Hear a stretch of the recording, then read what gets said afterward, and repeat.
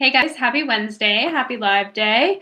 I'm just gonna wait for you guys to join and I'm gonna answer some of the pre-submitted questions that were submitted in the DMs. I just wanted to remind you guys that, remember common sense. None of this stuff is medical advice or it doesn't take the place of a health professional. We're just kind of chatting about health. You guys are asking me questions, picking my brain on my experience and also just observations and research that I've made over the years. And hopefully I can, push you guys in the right direction regarding your own research and maybe check some things out. So the first question we had was, last live I talked about how beef liver and vitamin E were making my acne worse. And you said it's probably gut related and my body's not detoxing properly. I'm now starting to realize my gut probably needs some serious attention as I've always suffered chronic constipation. What are some common causes of this, and where would you start if you had these issues? As always, thank you so much. Can't wait to check out your gut course when it's out. So when it comes to gut health, it's not always easy, but there are some things that we really want to, first of all, focus on. We want to get the right types of fibers in first and foremost. When I say the raw carrot salad, I don't always mean just one raw carrot. Some people need to do 2, 3, or 4. They need to do two carrot salads twice a day. They need to implement maybe some apples, peeled and grated apples into their day, possibly sauteed or stewed apples, applesauce. I'm really focusing on those fibers that bind and carry. When it comes to constipation, it's not always cut and dry. A lot of times it's just a metabolic issue. Remember, if we don't have enough energy, we're not going to move things through our digestive system fast enough. But some people, it's just simply a magnesium deficiency, or for some people, it is they're just eating too many irritating fibers. So if you already know that you cut out your irritating fibers, make sure you're eating enough calories and supporting the thyroid. And then look into things that are going to help you respond to thyroid hormone better, like potassium and magnesium. I find that those are often underlying drivers of constipation. And then if that's not working, then maybe implement things that are going to help move it along. I really eat gentle supports like rhubarb extract and stuff like that. But everyone's a little different with what they like. Some people like to use magnesium citrate, which I feel can be kind of harsh, but some people like to use keep it moving or smooth move tea. I feel it's just kind of personal. This summer, I started making myself eat at least one bite daily of an animal product I could tolerate. Within 2 weeks, I was eating more protein than I had been able to have in years. Consequently, my thyroid started healing, Hashimoto's is in remission, and I just realized I have a severe calcium deficiency that's throwing everything else out of whack. Your post inspired me to have a tiny bit of raw cheese today for the first time in over 3 years, and I could just cry because I feel hope. Thank you so much for all you do. Thank you. I didn't realize that wasn't a question, but I love reading stories like that because, it's just about the small steps. It's not about the large, big things. I think a lot of us feel the pressure to do a million different things. And sometimes it's just something as simple as that. And we need to start where we're at. And sometimes that means it's going to take us some time, sometimes years to get to where we want to go. And that's okay. Hi, Jess. If you're out for lunch or dinner and high poofa food is your only option, would it be best to skip eating or still eat a meal high in poofa?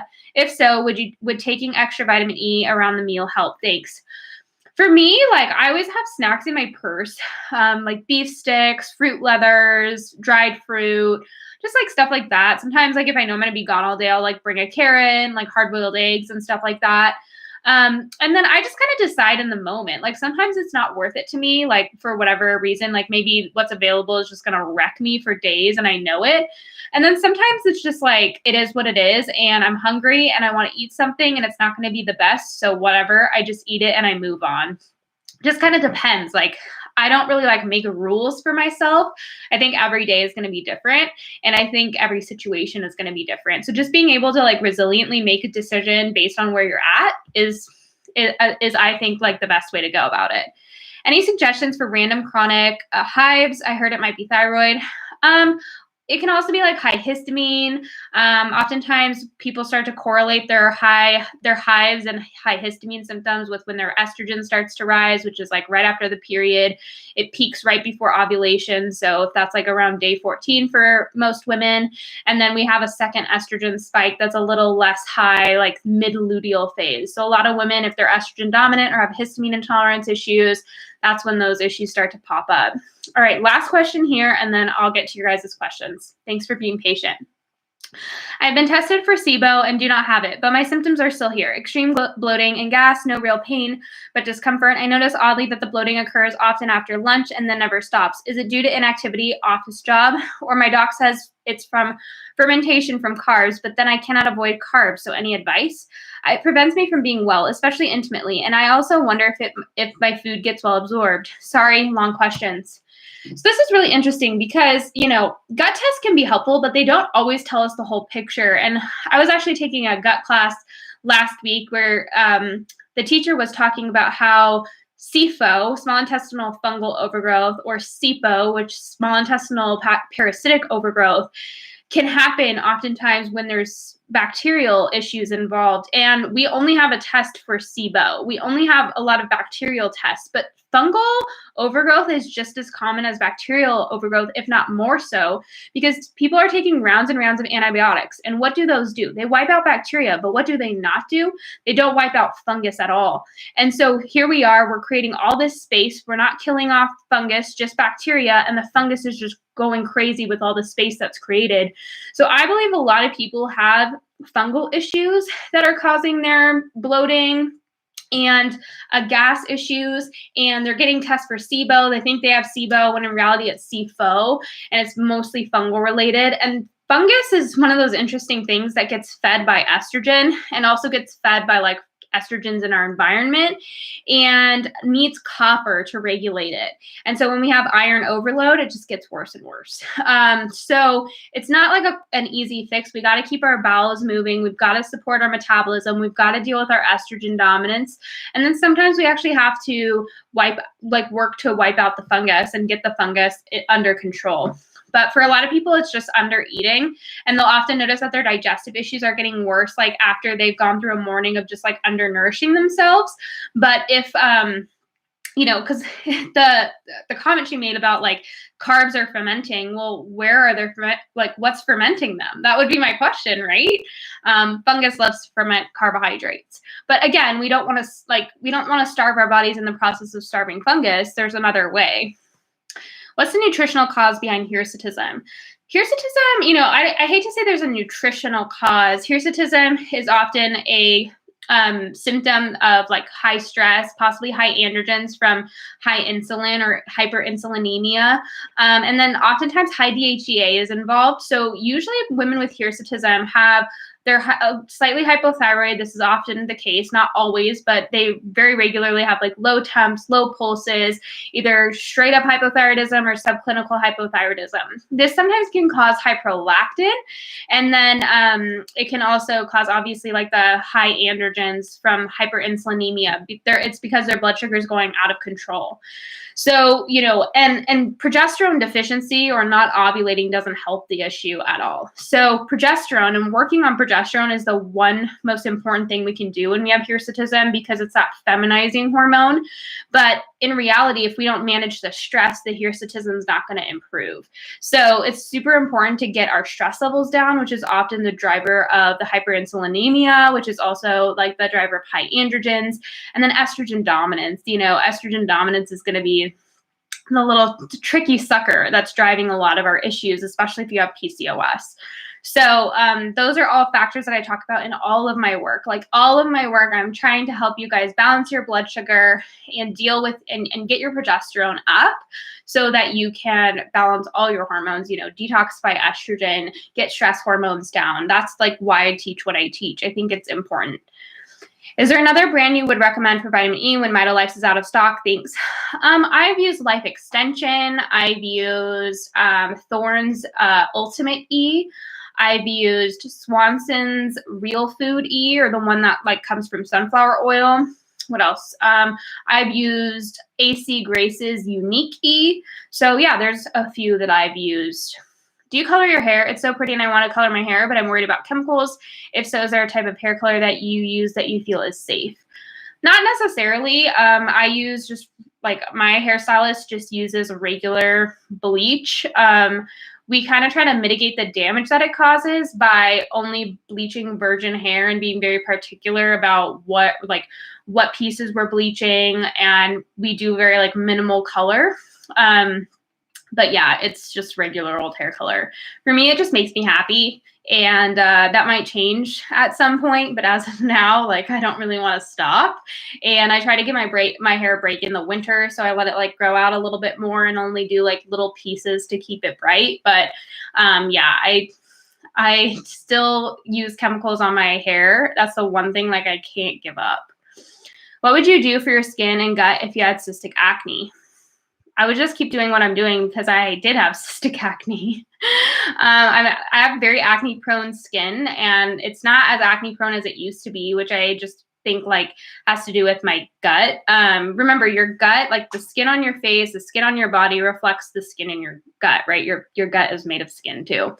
So, when it comes to acne, like it's not just one solution, but oftentimes it's very stagnant, like liver and gut.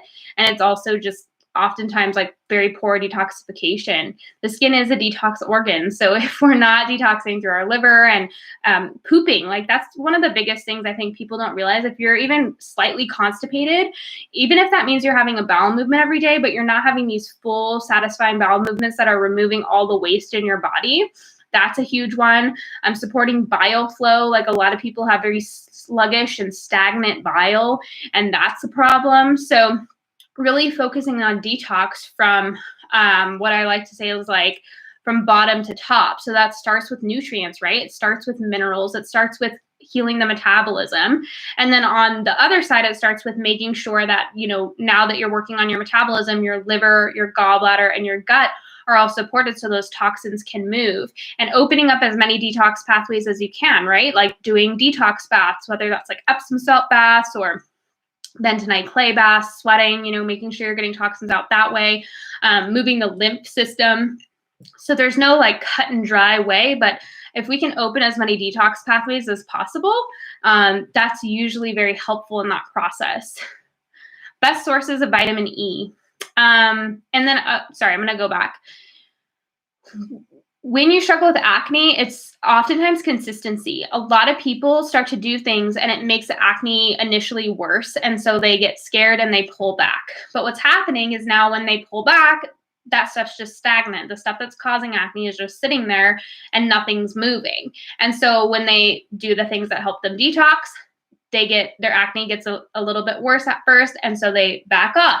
And again, it's stagnant. They're not moving in one direction, but they're not moving in the other direction either. They're kind of just staying in one place. And sometimes the only way out is through. And that's a really hard place to be. I understand. I've been there. I have had so many clients that have been there. I've seen so many students in Fully Nourished that have been there. It's not an easy thing to come to terms with, but it's sometimes the only way that we get to where we want to go is doing some stuff that's a little bit uncomfortable or going through some stuff that's uncomfortable.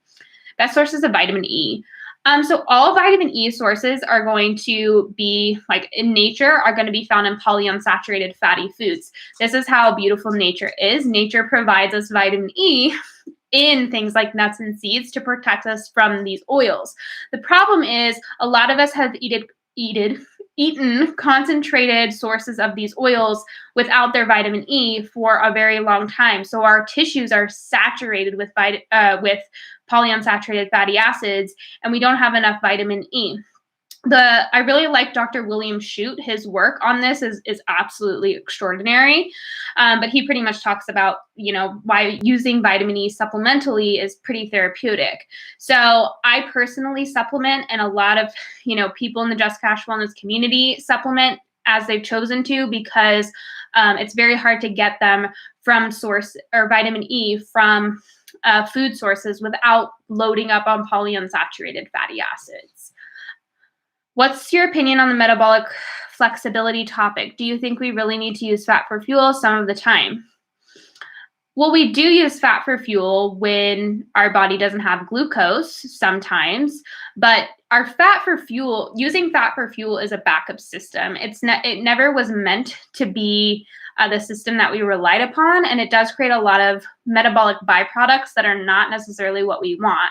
It was done out of survival, a long time ago when there were literally no fruits or roots in the wintertime. You were running off of fat out of necessity.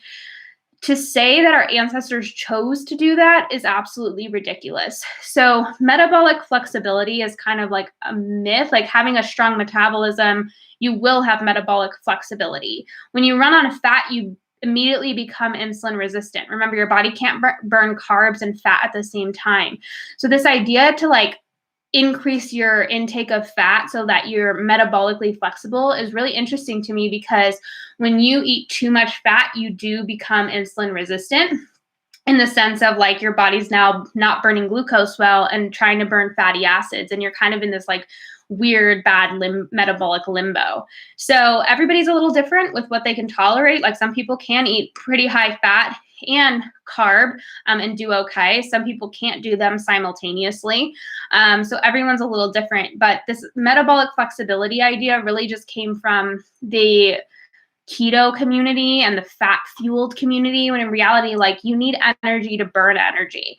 If you want to tap into your fat stores, the best way to do that is to increase your metabolic rate. So you're doing that. It's not that hard. Yeah, people are really weird. Like you don't want to burn fat. It's not, it's not like a great way to increase longevity. I mean, you'll do it from time to time, like any body will. And there are certain cells in our body that really do thrive on running on fat. Like, for example, our muscle tissue really likes to eat up free fatty acids. Like, there are specific tissues in our bodies that will run on fat as a choice. But there are other cells in our body that actually can't run on fat, like a lot of our brain cells. Our brain can only run on sugar, on glucose. So it's just really interesting to me, like, fueled or like burn fat. It's like they're not understanding what burning fat actually means. Like running off of fat and creating ATP from fat is very different than tapping into your stored, your stored fuel, aka your which store up free fatty acids, glucose, other toxins. Tapping into your fat cells takes energy. And that's like to your stored, I'll use the analogy of, let's say you're preparing for the apocalypse, right? And so not only are you cooking dinner for your family, but you're also like putting some stuff in your storage container for later. And so that doesn't take less work. That takes up more work, right? Just like it's going to take more work to walk into that storage container, gather up all those ingredients or pieces of food or food items and carry them back into your kitchen and then cook them up. So like people just don't understand that it takes energy to burn energy. It doesn't require less, it requires more. And a lot of people are not tapping into their fat stores simply because their body still thinks it's in a famine and it's trying to slow the metabolism down as much as possible so it doesn't have to burn what's stored for later when there's going to be another possible famine or a survival event. So I did kind of a crappy job of explaining that, but I hope that makes sense. Hi, I've been FN for 4 months. My BMs were getting really regular, but the last month I've been backed up regularly. Why could this be happening? Any constipation tips? Some people are just unknowingly like not getting enough fiber. It can be a little bit more difficult to get enough fiber when you're not doing like a bunch of beans or if you're doing pretty low veg. So make sure you're getting plenty of fibers in the forms of like fruits and roots. Are you getting too many grains and starches, like potatoes, more bread? You may be getting a little bit more comfortable with the starches. I know that when I do that and when a lot of people do that, they find that they're getting a little bit more constipated or backed up. And remember, if you are moving estrogen, if that's something you're dealing with, estrogen can definitely slow down the digestive tract. And so making sure that you are implementing plenty of the raw carrot salad, possibly bamboo shoots, possibly mushrooms, possibly things that are going to help bind and carry estrogen to keep things moving. Some people can find like adding in some cooked greens can be really helpful. I personally find like a lot of success just adding a ton of cooked apples. I'll do like cooked apples with breakfast, cooked apples like maybe with a snack, apple sauce. I'll do like lots of root vegetables like parsnips, beets, carrots. I'll like bake them and with like sweet potatoes, and that really helps like up my fiber intake if I'm finding I'm having a little bit of a hard time.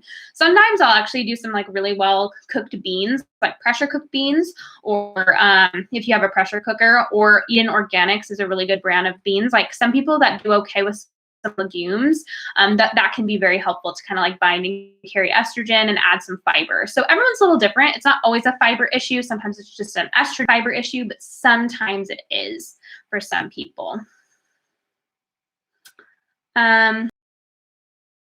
Work that way. Like our body actually, can you guys hear me fine? Let me see. I'm going to go to let me know if you can't hear me or if keep checking. It keeps saying my connection is unstable, but so when it comes to incomplete, like amino acids, our body actually works in kind of like a pooling mechanism. So our body can actually separate amino acids and then rebuild the amino acids as it wants to. So I actually noticed, like I almost think of them as a Legos. Like you think of amino acids kind of like Legos. Your body builds whatever Lego structures it needs to build our tissues out. It's really cool. But that's why we want to get a variety of amino acids, and we don't want to get too much of one that's like building up all these Lego pieces but not having enough of the smaller Lego pieces to put it all together. Again, that's very simplified, but hopefully that makes sense. Let's see. Wow, you guys ask a lot of questions. I love it. I see some really good topics in there. And I'm sorry if I don't acknowledge like certain controversial type questions that are bringing up controversial topics. Sometimes it messes with our lives. So that's why I don't mention those things. Are beef liver capsules still beneficial as eating beef liver? I wouldn't say they're as beneficial, but they're probably better than not eating liver at all. So I wouldn't like to say no or less. Like I just, I think it just depends on like if we are willing to eat beef liver or not. How do you feel about student loan debt? I went to school and owe a bit of money, but it's not for jobs I want to do, but I feel guilty for wanting to start something new with so much debt already. Personally, like I've never experienced that. So I don't, I personally never took out loans. I worked my way through school and I chose routes that wouldn't put me into debt, maybe going to like a lesser institution.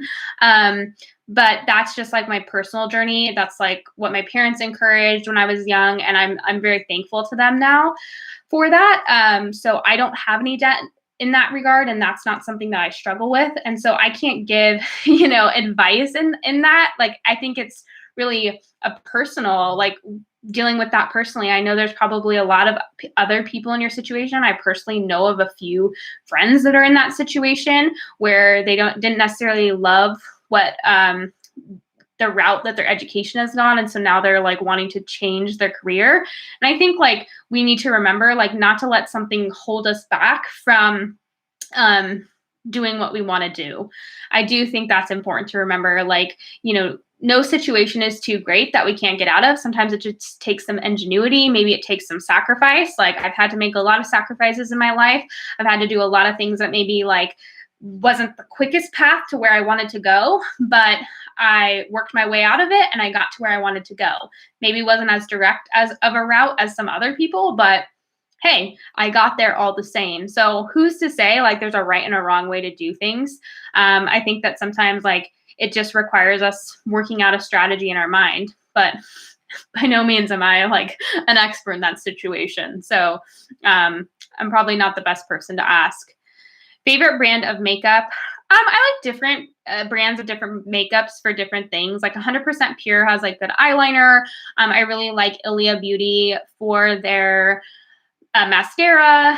I like RMS Beauty. They have really good illuminators and eyeshadows. I like Well People for their contouring kit. I like Thorn. What's it called? Oh my gosh, Tarte. I'm it starts with a T.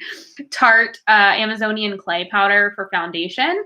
So those are kind of my favorite brands, but I'm going to do a YouTube video on it just so you guys have the brands. I remember you answered a question regarding resources, tips for kids to eat pro-metabolic and alive, but I can't find it. Could you go over this again, please? I'm not really sure what I was referring to. I don't really remember what I said. I mean, maybe just following some people that do eat pro-metabolic for their kids, but there's so many parts of being pro-metabolic that work really well for children. Children naturally, if you watch how they eat, they often just naturally are attracted to foods that are pro-metabolic or just like nourishing foods. But I know like Noelle Covery on Instagram, like she feeds her baby pro-metabolic. I think he's just starting to eat solids.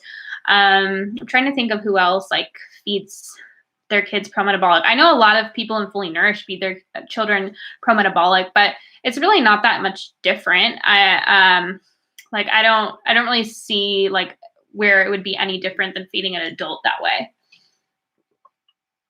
Sorry, I just like need some apple juice. Whoever drank juice and you're just like, oh, that is so good. Any thoughts on mastic gum for gut health? Yeah, I've used it in the past. Like it can be helpful sometimes for H. pylori, but I often find that a lot of people with gut issues, like all their gut issues are wrapped up in fungus, and fungus is like the most under-tested, underestimated problem nowadays, just because like everyone's all like antibacterial, SIBO, parasites, H. pylori, but oftentimes all this stuff is just wrapped up in a bunch of fungus, and fungus is not being taken care of at all until women are starting to struggle with like serious systemic fungal issues like yeast infections or, fungal rashes on their toes or whatever it might be, dandruff, things like that. Mastic gum can sometimes be helpful, but that was like a long way of saying if you have fungal issues and fungal issues are driving the gut issues, then oftentimes you'll maybe take like, let's say mastic gum for H. pylori, and you'll find that you have a little bit of relief and then it like just comes back and you're like, what the heck is going on? Because you want to think of gut issues as layers. And if fungus is the top layer, you might have like some bacteria poking out of the top layer that's sealing everything in. And so you're going to take care of that, but you're not going to take care of anything that's lurking underneath it until you take care of the fungus. So I'm just like a ball of teaching today. That like really made a lot of sense, right? But that's really why a lot of gut issues just like go away for a second and then come back 10 times worse than before, because you got to take care of that fungi. Been battling persistent serotonin syndrome after my doctor gave me 5-HTP. Is there something I can do for this? I can't even have eggs or beef liver without a reaction. I've totally actually struggled with that because I was put on 5-HTP a really long time ago, and I had problems for a long time post. And it's really it's a neurotransmitter issue, but what breaks down serotonin, helps break down the neurotransmitters, a lot of times it has to do with like gut bacteria and also what's going on in the gut. But I find that activated charcoal is very helpful for that for some people. What else? Like B vitamins can sometimes be helpful. What you're trying to figure out, I guess, essentially is why is serotonin sticking around and why isn't it being broken down properly? And that usually is happening in the gut.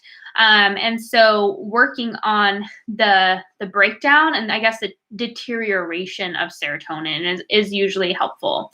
Also understanding that are there anything else or any other things that are possibly increasing serotonin without your knowledge, like, for example, melatonin or other supplements that you're taking, or estrogen, because remember, estrogen is serotoninogenic and serotonin is estrogenic, and they can kind of increase each other. So are you struggling with estrogen dominance? That can be something that is often driving serotonin symptoms up. And then just like having endotoxin issues really drives up serotonin. What I mean by that is when we have bacterial toxins and bacteria overgrowth just kind of like sitting there and our food is moving through our digestive tract very, very slowly, oftentimes bacteria has a lot of time to just proliferate and grow and just like feed off of that food and that waste. And that's often driving the issue up and up and up and up. So really the goal is to lower, to increase gut function. So we're breaking down serotonin at a normal pace. And then also possibly working on like digestive issues as a whole. But sometimes, a lot of people have food intolerances because of their serotonin issues. It really just often messes with dopamine, and then it also oftentimes messes with estrogen. Like it just gives them estrogen dominance, and then they get histamine issues. And usually that's why like they're reacting so poorly to foods. So it can sometimes just take time. And just figuring out like what is the driving issue. But I find that like binders are so helpful in that regard. Like, carrot, bamboo shoots, mushrooms, activated charcoal, like those are sometimes our best friend when we have like serious gut issues where supplements aren't really helping very much. And, we're very intolerant to foods. Like sometimes we just have to go low and slow and kind of reduce the problem before we work on the problem. What do you think could be causing recurring BV? This month has been the worst for me. Been doing detox lemonade and raw carrot regularly. Just started taking oregano. It's also worse at night. So when we have bacterial vaginosis, so remember our vagina has its own microbiome, and oftentimes lactobacillus should be kind of the reigning king in the vagina. Now, oftentimes if this gets out of whack, or yeast, like we talked about, yeast is kind of one thing that I'm realizing is more and more of a problem these days. And that totally like flows over into why so many people are so sensitive to mold.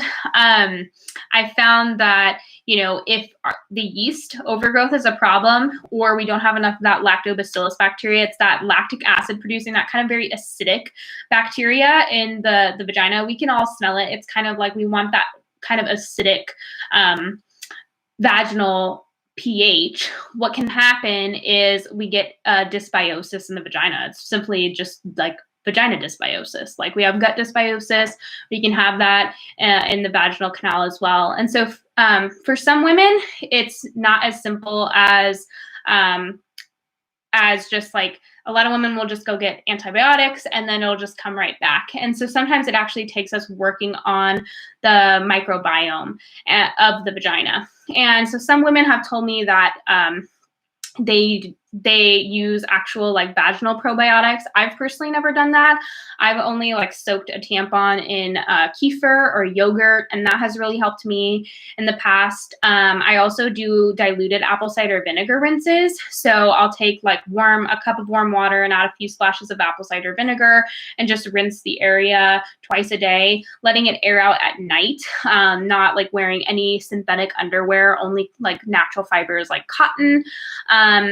And because bacteria totally loves to have a party at night. Now, some women have said that the only thing that helps them is like doing the probiotic suppositories throughout the night. And then some women just do decide to go get the antibiotics. Like, I don't think there's anything wrong with that, but if it's just recurring, it's one of those things where it's like, okay, we got to figure out like why it keeps coming back and why it's recurring. But there are a lot of, suppositories that really help. Like I find a lot of help with boric acid suppositories. If anything's getting a little funky, I really like the ones by Tanica, as well as the honey pot ones that I've gotten at Target, I believe. And that's just what has worked for me. Every woman's a little different and has to kind of figure out like what her plan of action is.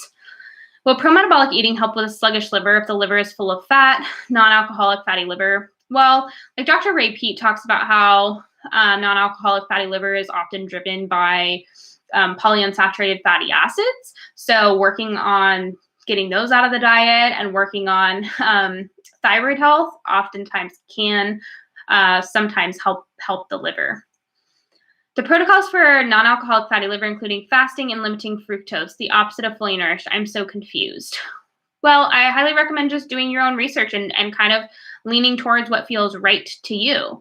I think that's really important. Do you think diets according to your blood type have any weight? I personally don't believe in them, just because the diet according to my blood type that I should be following is no animal products, grains, legumes, and if I follow that, first of all, I just feel like I'm starving all the time, and second of all, I get really flighty, anxious and angry. I need meat and dairy in my diet. I read from someone you have reposted on your IG that turmeric is estrogenic, since ginger is kind of from the same family. Could it be estrogenic as well? Is it bad making ginger tea every day? Thank you. I don't think ginger is estrogenic, at least from what I've found. I really like ginger. I'm a big fan of ginger, and I use turmeric from time to time. I just don't take it as a supplement, but think used in cooking, it's probably very, very low problem. I just think like overuse of it could possibly be estrogenic. But no, I've never heard of ginger being estrogenic, and I find that it's for me, it's very helpful for my gut. Hey Jess, started Progesty with the recommended high dose for 10 days. I started spotting darker color. I believe my period is just about to start, but so far just spotting. Have you experienced this before? Yeah, I've experienced all types of weird period symptoms. When detoxing estrogen, like the dark spotting was the first thing that I ever experienced, or just mid-cycle spotting as well. Jenny Brooks talks about this in her like natural progesterone book. But, you know, if you feel like anything's weird, you know, please get it checked out, or, you know, just pay attention to it. But I have experienced spotting when I was detoxing estrogen. What's the best thing to eat when you wake up in the middle of the night? Personally, like, I just eat something that's easy. I buy these Parmesan crisps. They're simply just like Parmesan cheese made into like chips. They're called like wisps or something like that. And I dip them in raw honey. I find that that's like the easiest thing to keep in a bedroom. Like, it's non-perishable, and it can stay in like the bottom of my nightstand. And I can just like reach over, grab the honey, grab the chips, and just like dip a few, eat it, and like go back to bed. I'm just usually looking for a vehicle for honey. Thoughts on alcohol-induced flush? Sometimes I get it and it's really bad. Sometimes it's mild. Sometimes I don't get it at all. Why the fluctuation? And this only started a few years ago. Some people say it's due to histamine. I would have to agree, like histamine-induced. And remember, not every alcohol is the same in regards to histamine. Like wine and beer tend to be really high in histamine, whereas like distilled alcohols are a little less high in histamine. So I would be curious as to like if you react differently to different alcohols. And it probably, remember, like when we have more estrogen during our certain times of our cycle, we'll probably be more histamine intolerant than at times when our estrogen is at like a lower point. So just some things to maybe think about. Loved your post today about libido. I have a pretty high sex drive all throughout my 35-day cycle. Can this be related to higher estrogen? You know, everyone's a little different with their sex drive. And if like for women who have PCOS, for example, sometimes they'll be like, oh, it's all the testosterone. But I noticed that like when I was reading, I think it was Dr. Pete that was talking about it, but I can't remember who else. Gosh. It might have been Dr. Katharina Dalton. They were talking about how like estrogen and serotonin like can kind of cause this like insatiable need for sex without actually allowing like pleasurable climaxes, meaning like the sex is not satisfying. It's just like this like insatiable need.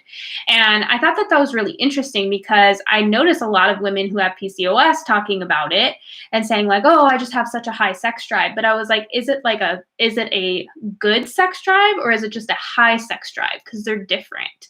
And that's like the same for example, like sometimes it's easier to use men as an example because they have like a more clear, I guess, like beginning to end, we'll just say it that way, is, you know, men with a good, strong sex drive can last a long time. Whereas men that, you know, most men like sex, but not all of them can last a long time. And that can be a sign of like estrogen dominance. And so it's different for women, as it's not going to be as satisfying. It's not going to be as cut and dry. Some women have a hard time climaxing. Some women just find that they're not satisfying. So it's hard to say. Like some people just have a higher libido, strong libido, and it just is what it is. But I think it is important to kind of like detect, is it really a good, strong sex drive or just a high sex drive? They're different. Hi, Jess. You have PMS symptoms without ovulation, small rise in temps, PCOS here. So I'm not sure if I did in fact ovulate. Thanks. Can you have PMS symptoms without ovulation? Yes, some women actually get periods without ovulation. That's pretty, that is pretty common, like non-ovulatory cycles. Some women will actually get, PMS when they're not cycling, or they have like irregular periods when their body's like trying to kind of form a rhythm or a cycle. So yeah, it's very possible for us to get a period or PMS symptoms without ovulating. I just got some Onus progesterone and e-oil. How do you go about taking it at first? I read some mixed reviews on Facebook group and just wanted to make sure I'm setting myself up for success. I personally just like, it's really hard to control the dosage just because it's so thick. So I just kind of like eyeball it on the back of my hand and then lick it off my hand. I know it's like it's very evolved of me, but it's like the easiest for me to visually see the amount that I'm putting on my hand and kind of like gauge it that way, just because it's so hard to measure the drops because they're so thick. Been PM for 8 months and dandruff, been prometabolic for 8 months, and dandruff, weight, and facial redness were still lingering. Incorporated oregano 2 weeks ago and have had cold symptoms ever since. Is this fungus die-off? Possibly. Some people do have like weird symptoms when they have die-off. I know for me, like I always get like just really swollen lymph nodes and like kind of like not a sore throat, but just like more like swollen lymph nodes. So it's totally possible. Like some people do get like those symptoms. Is it possible to heal a mild egg allergy? Because I want to eat the eggies and I need the choline. Was it an allergy, like an anaphylactic allergy, or is it a like sensitivity? I think that would be the question. If it's a sensitivity, oftentimes people just can't tolerate eggs because of gut issues. Hey, Jess, do you feel like it's worth spending cash on doing a 4-point saliva cortisol test to evaluate adrenal health? Personally, no. I mean, unless you're going to look at it in context with all the other hormones. Like, that's why I do like Dutch tests. I do like them. I think they can be really helpful. Unless somebody like truly has no clue where their stress hormones are at, I think like a regular like urine Dutch test is fine. If you're really trying to nail where the adrenals are at, then yes, a saliva test can be very helpful for cortisol. But is it necessary? Why do you personally like about Shilajit? What brands do you buy from? Also, do I need Shilajit if I use trace minerals drops? Good questions.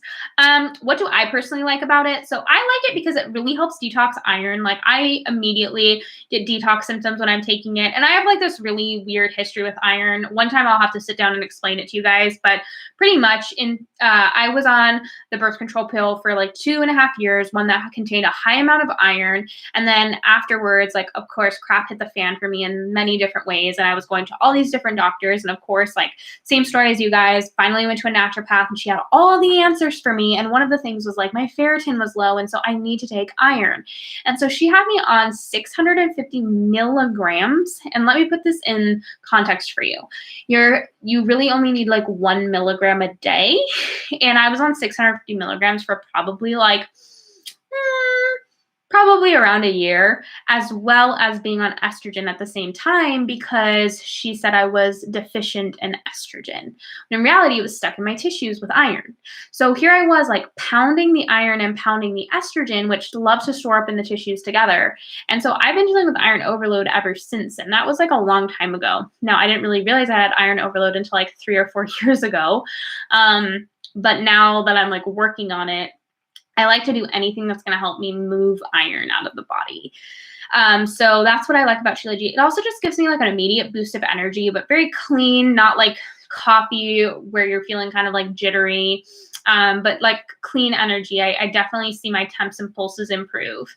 And I like Himalayan Shilajit. So that brand, Himalayan Shilajit, they're available on Amazon, I believe, and also their website. But yeah, I think that they're like very fairly priced and they work great. I've never had a problem with them. And do you need Shilajit? I think like supplements are very personal. Do we need any supplements? Not necessarily. Can supplements be helpful tools? Yeah, in some cases, but I don't think we need them. Which brand of magnesium do you like best?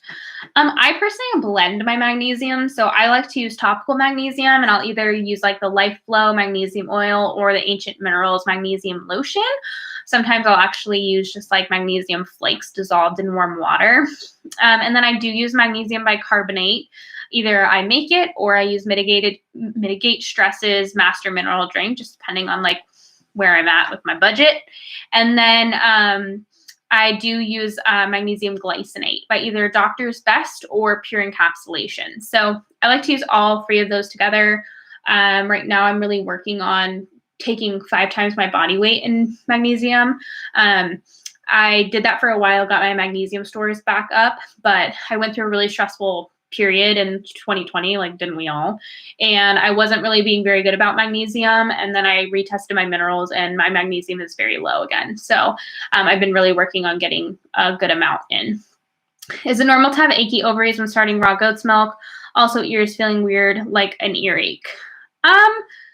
I wouldn't say like it's normal. That's really like a weird symptom that's like not normal for a lot of people. So yeah, I would pay attention to our body. Like it's always important to listen to our body above everything else. Some people, remember that raw milk and raw goat's milk have lactoferrin in them. And some people who are iron overloaded, I don't know like what your like situation is, but some people who are iron overloaded do experience some like iron movement. Some people experience some weird like microbiome shifting. So those are things that we of course want to pay attention to. But if our body's saying no, our body's saying no. I started using the Chronometer app to check nutrient levels, and I'm struggling to get enough potassium every day. What food sources do you recommend? Because coconut water and apples sauce besides coconut water and applesauce. I do a lot of fruit. So I'll do fruit with breakfast. I'll do apple juice. Apple juice has a good amount. I do use coconut water powder, the bumble root one that I talk about. And I also use Goat's Mineral Whey by Mount Capra. I just find that those two things really push me over for potassium, and like I don't have to stress about it. And I really like the Goat's Mineral Whey just because it has so much other minerals, trace minerals in it as well.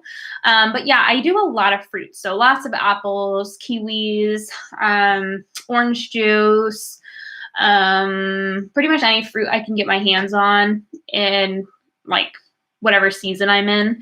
I throw a lot of frozen fruit into smoothies, and obviously lots of potatoes, like lots of root vegetables as well.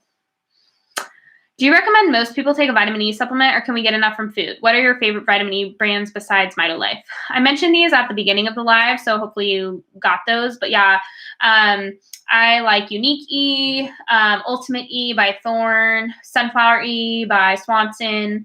I think it's called like, can't remember, like I think it's called like Vitamin E Super Complex or something by Life Extension. So even Purely E by North American Herb and Spice Co. is good. Hair that gets greasy really fast, but I don't have high androgens. Is that possible? Some people remember that estrogen really acts on the sebaceous glands, like the sebum-producing glands. So some people who are estrogen dominant get really oily hair. Also, stress can do that to us for sure because it's drying out our skin. And the drier our scalp is, the more oil it will produce. So I found like one of the most helpful things that I did for a really oily scalp, and this happens for me like a lot of times in the winter when my scalp's really dry, I'll spritz rose water on my scalp to kind of moisten it. Ooh, I don't like that word.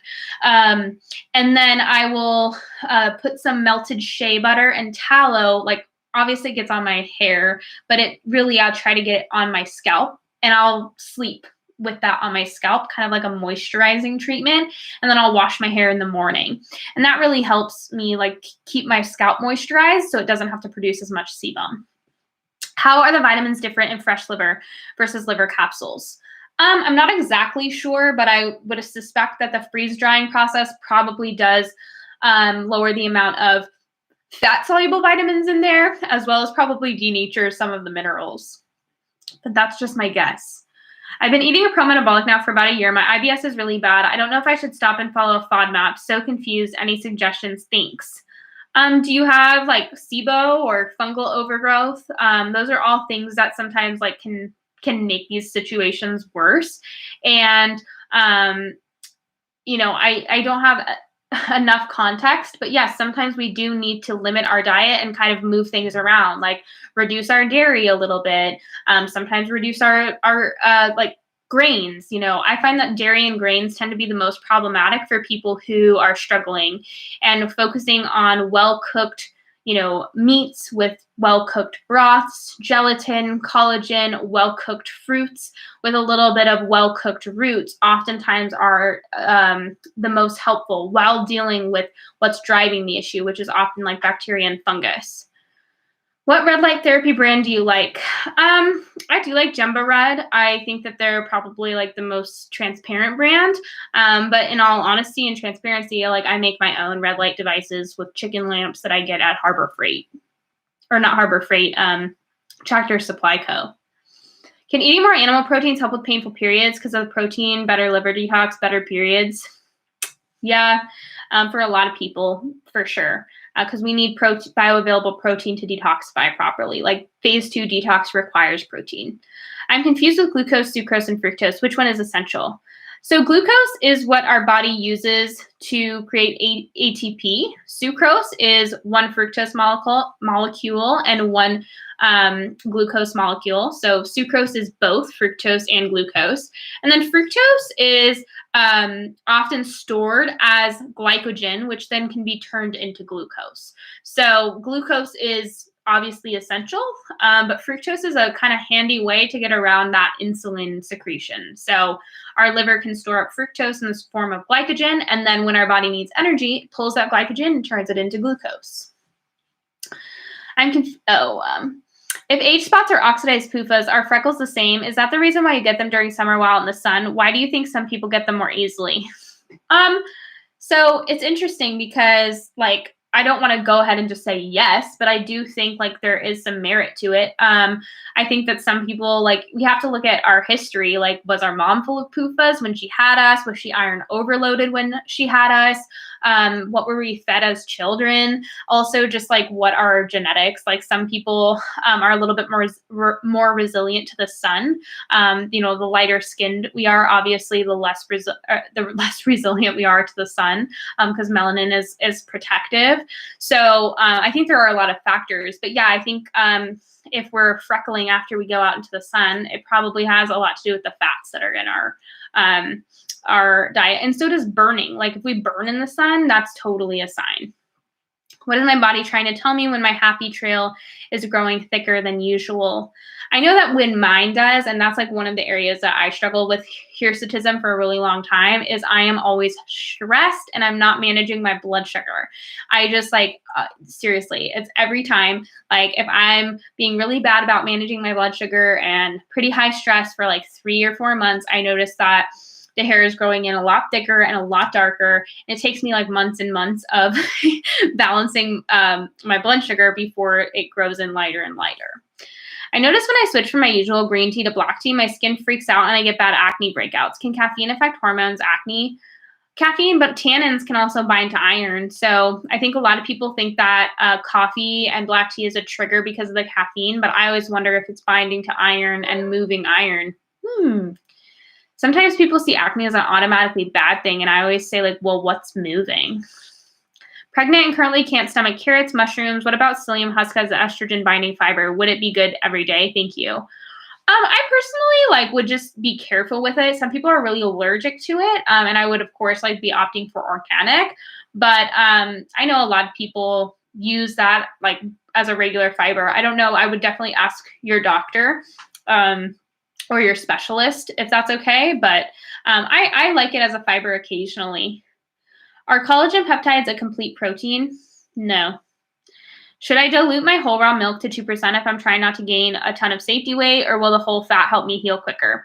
Everyone's a little different. So I have definitely seen people who put on weight pretty quickly with fats, they can't overdo it on the fats. And then some people will be actually losing weight faster with fat. So that's why I try to meet people in the middle. I did put lower fat milk in the Fully Nourished recipe book just because I wanted you guys to be mindful of calories. I don't want you to obsess about them, but I wanted you to, be hey, Sometimes adding in like full fat milk to everything is probably not gonna always work out in everyone's favor. But yeah, I think everyone's a little different with that. So I've seen it go both ways. Like I personally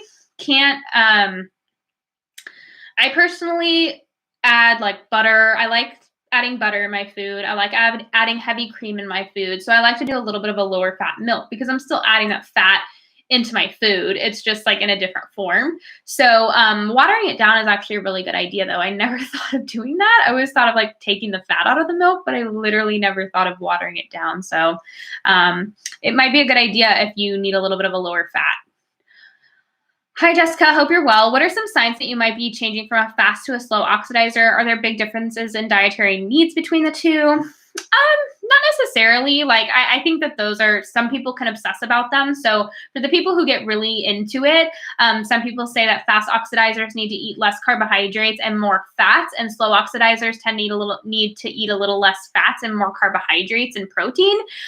So for me, I think the biggest difference, but everyone's different because everyone will surprise you. You'll think someone's a fast oxidizer, but then they'll be a slow oxidizer. But slow oxidizers tend to be like pretty burned out, and they just feel like they finally hit a wall. Whereas fast oxidizers sometimes feel like they just can't get control of their emotions. Maybe they're angry, maybe they're aggressive, maybe they're just like go, go, go, go, go, go, go, go, go. Like they don't ever stop, or they tend to be like high performers or high achievers. But I do think that everybody's a little different. So it's hard to, base if they're a slow oxidizer or a fast oxidizer on their personality all the time. But that's what I look for. And remember that 80% of the population is a slow oxidizer, whereas very rarely are people fast oxidizers all the time, at least. 5'5", 70 pounds, 26-year-old, loss of appetite during follicular, liver gallbladder inflammation, nausea during ovulation, constipation, and extreme gut issues during luteal. Plus, more has gotten me to this point. I react to calorie-dense starches like sweet potatoes and plantains. Basically, all FODMAPs are a no. Eggs, nausea, bone broth, extreme stomach distension. Canned coconut milk and cream, no. I haven't had dairy in years, so not sure about that. Should I try goat ski, goat mineral whey? How to gain weight with limited food options, suggestions. So, and this is my opinion from what I've seen, because I work a lot, when I do take one-on-one clients, they're oftentimes very extreme cases.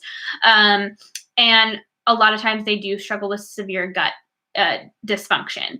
And interestingly enough, like sometimes I say this a lot and people hate me for it, but I say the only way out is through. Sometimes we do need to fuel ourselves adequately, even if there is discomfort, because what's worse than discomfort is starving. And all the while, we need to be getting to the bottom of what's causing the problem. Oftentimes, it's severe bacterial overgrowth, severe fungal overgrowth, low stomach acid, lots of issues. But remember, when our body doesn't have fuel, it oftentimes makes it worse and worse. And some people that have severe gut discomfort don't even realize that their undernourishment is actually causing their gut issues to get worse and worse and worse. It's when people have limited food options, sometimes I just say do the best you can, but having discomfort is better than starving. Do you recommend a heavy metal detox? No, I think the body moves metals when it's good and ready to move metals and has the nutrients it needs to move metals. And if it does start to move metals, which is often the case, sometimes when we fuel our body with the right nutrients and we do provide our liver with the right nutrients and our body starts to feel safe enough to move metals, sometimes it does start to dump them. It's called metal dumping.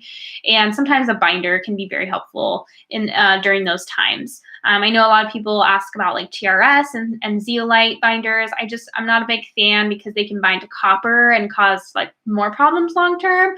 I like a little bit gentler binders like Pectosol C and stuff like that.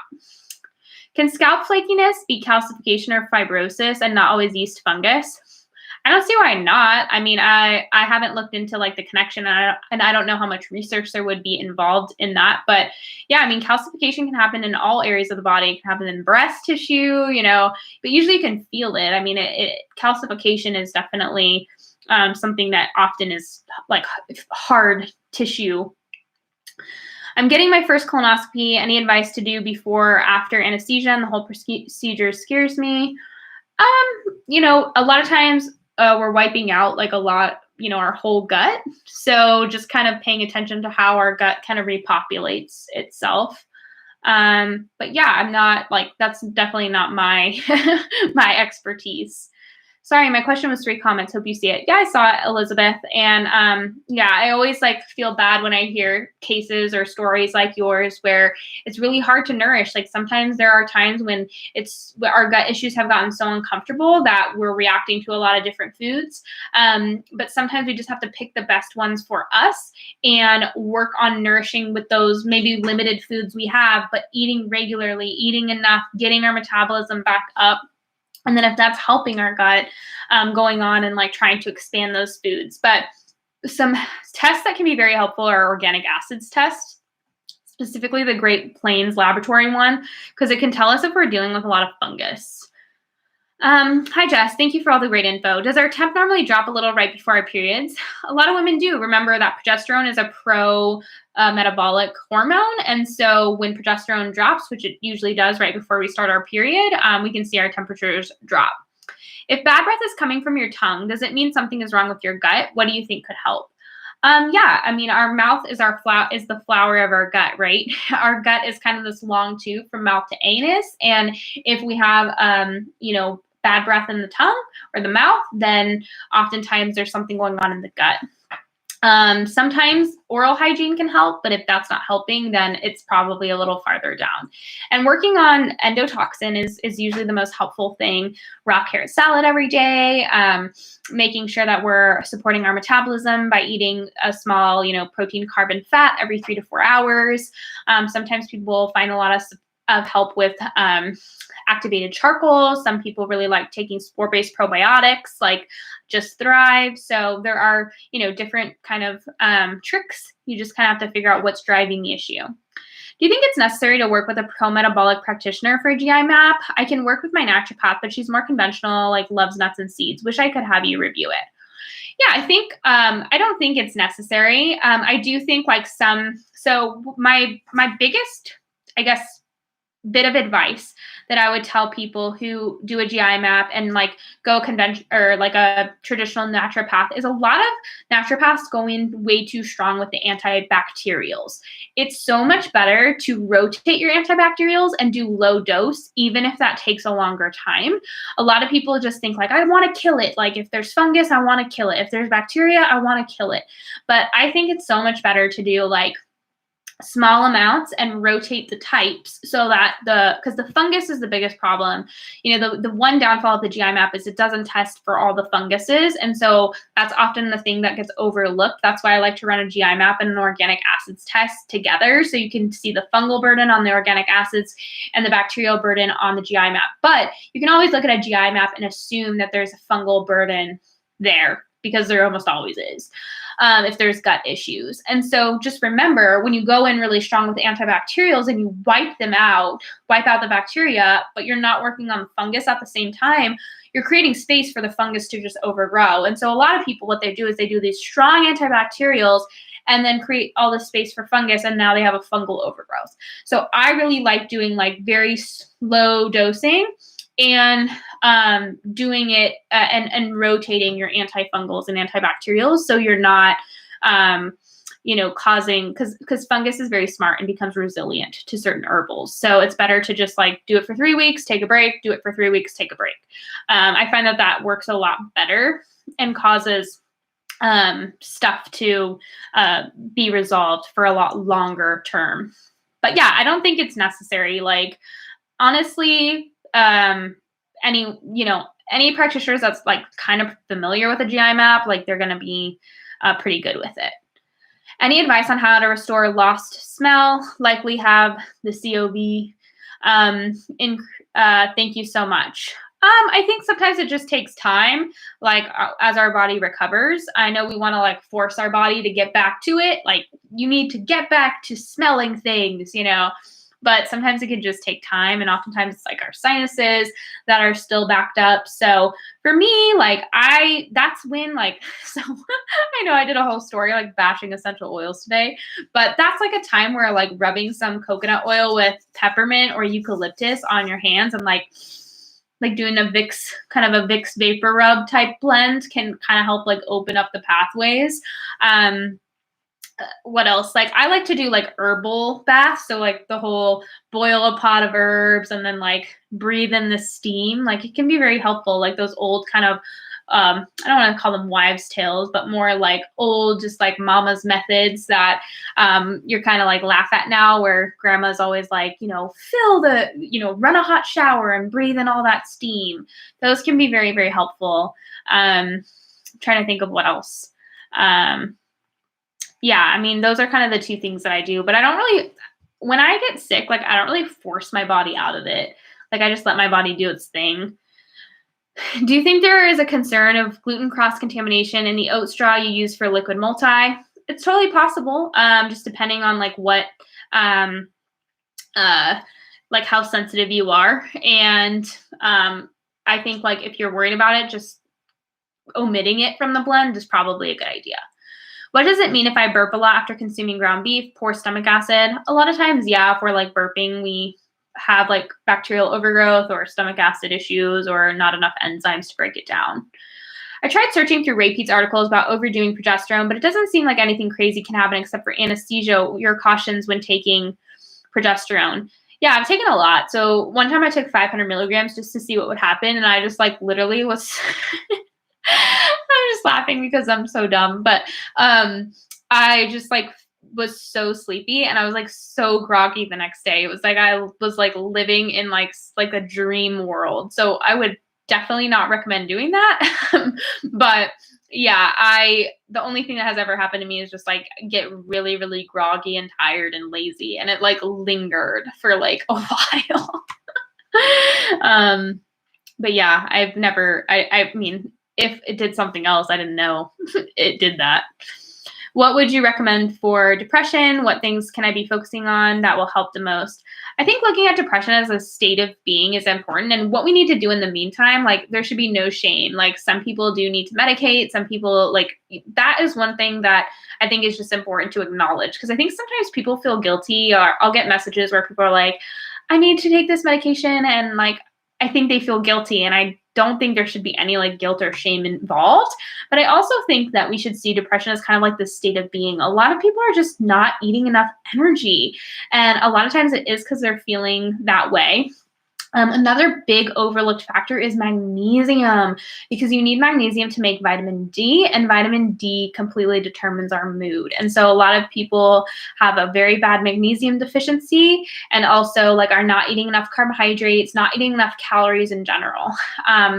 So those are kind of like my two biggest things that stick out to me the most and end up making the most difference for most people. Are the carbs in yogurt simple sugars? They're lactose, so unless they have added sugar, and lactose is a simple sugar. It's not quite like a simple sugar, I should say, but it's pretty simple. It doesn't, it's a disaccharide, so that means it has one bond that needs to be broken. Any tips for fibrocystic breast, fibroadenoma? So yeah, anytime we have like fibrocystic breasts, a lot of times it can have to do with estrogen, but some people also have lots of fungus. So remember that oxalates are going to be the drivers of like stones, right? Crystallization. And that can cause like things like kidney stones, but we can also get oxalate deposits in the breast. And so if we have a lot of these oxalate deposits or calcium deposits in the breast, which we're literally feeling the crystallization in the breast, and we know we have fungal issues, aka or like gut issues, then a lot of times it has to do with fungus, and it can be the high oxalates. So that's like one factor. For some people, it's iodine deficiency. And remember that iodine helps decalcify, so that like goes hand in hand. That's why a lot of people love the violet iodine, the molecular iodine, and say that like helps them a lot. And then like for some people, it is the estrogen dominance also. So working on estrogen detox, progesterone. Sometimes people will use castor oil packs, and that does actually help increased quercetin, which can help mobilize iron. So that's helpful for some people. But yeah, it's kind of getting to the bottom of like our health issues. And oftentimes health issues that are driving our fibrocystic breasts are driving our other issues as well. So if we have, for example, like estrogen dominance, we're going to have other estrogen dominant symptoms besides just the fibrocystic breasts. Or if it's because of the fungus or the oxalates, then a lot of times we'll have other like gut issues and fungal issues, yeast infections, kind of a long list of fungal issues. So oftentimes it's kind of looking at what is going on with our health overall, and then trying to deal with those things and seeing how our symptoms respond. But yeah, I personally am not, so for just like overall breast health, some things that I do is I always do lymphatic drainage massage. So just like breast massage, like it's nothing fancy, and just, making sure you're really, supporting blood flow around the breast. Remember, we have lymph nodes kind of sitting, beneath the breast tissue by the armpit. So really supporting that drainage. This is why I do not like underwire bras. I'm a big proponent of no underwire. If we use underwire bras, like because I have larger breasts, and so oftentimes it's like you have to wear an underwire. Now I feel like it's a little more free the boob, but for a while there, it was like very much like have the perky Victoria's Secret breasts. And so it was like always about the underwire. And I remember like ditching my underwire and being like, oh my gosh, I feel like a brand new person. Like I can breathe again. And I did notice like the shape of my breasts changing. And then also just like how I felt, like all that tissue just felt so much smoother and less, there was less tension. And I do really think it can impact lymphatic drainage as well. So if women, like I highly recommend women to like let their boobs fly free a little bit, and then just, body brush, like really work on the lymphatic drainage there as well. Can you do thyroid testing while on medication, or do you have to get it off beforehand? Everyone's a little different. It's definitely going to impact our thyroid numbers if we're on medication, but I don't think doctors usually have people stop when they get their thyroid tested. Should I wait to reintroduce dairy or sourdough until there is gut healing if suspect SIBO, dysbiosis, parasites, or mold, or work on healing the gut metabolism first? Everyone's super different. So some people like don't really see a big difference leaving dairy out or putting dairy in, or leaving sourdough out or bringing sourdough in. So I think it's just a personal preference. Like personally, I'm just the type of person that I like tried it and I was like, oh, it's not working for me right now. And then I tried it again like a couple weeks later and I was like, it's not working for me right now. So everyone's a little different with how they like to go about things. Some people are like, I don't even want to test it until I feel a little bit better. Some people are like, let's try it and see how it goes. So I think it's just a personal preference. How do you know if someone is properly qualified to read HTMA testing? How do you find a good practitioner? I personally would recommend looking at someone who's root cause protocol certified, who's gone through Morley Robbins' root cause protocol, or is at least familiar with Morley Robbins' principles, because he teaches a lot about the iron overload, copper dysregulation, and the importance of magnesium. So that's like what I would look for. And then like, of course, just using your brain as well. Like I think a lot of people work with a practitioner and then they just let them like make all the decisions for them. And I think like looking at them more as like a partner in your health rather than like the dictator of your health is probably a good plan regardless of who you're working with. Is it ever necessary to avoid nightshades? I have Lyme-related arthritis and was told to avoid them to decrease inflammation, but I'm not sure if it really helps. I've avoided them for so long now. I think we should avoid anything that irritates us, but not just like, again, like I'm not about restriction just to restrict. So I know for a lot of people, it's just a tolerance issue. So there's a certain limit that they can handle. Like, for example, like having a little ketchup or little tomatoes, like not going to be a problem. But then like pounding a bunch of tomato, like pasta sauce and like on their eggplant parmigiana, like that's going to give them like a nightshade reaction. So I think it just depends. But if you're not getting a reaction from a food, don't let somebody fearmonger you about a food. Like, it's just important to be aware, of course. Like, sometimes we don't realize we're reacting to a food until we cut it out. But if we cut it out and we're not really seeing a big difference, then might as well just try a little and see how we do. What would you recommend for a wart on the bottom of the foot? My son has one. I think it depends. Sometimes L-lysine can be helpful, or like monolaurin. But topically, I usually go for the homeopathic remedies first. So like usually any health food store has like a homeopathic section where it's like warts or skin tags or like, and you can like literally use the homeopathic. I like those personally. Like I start with those.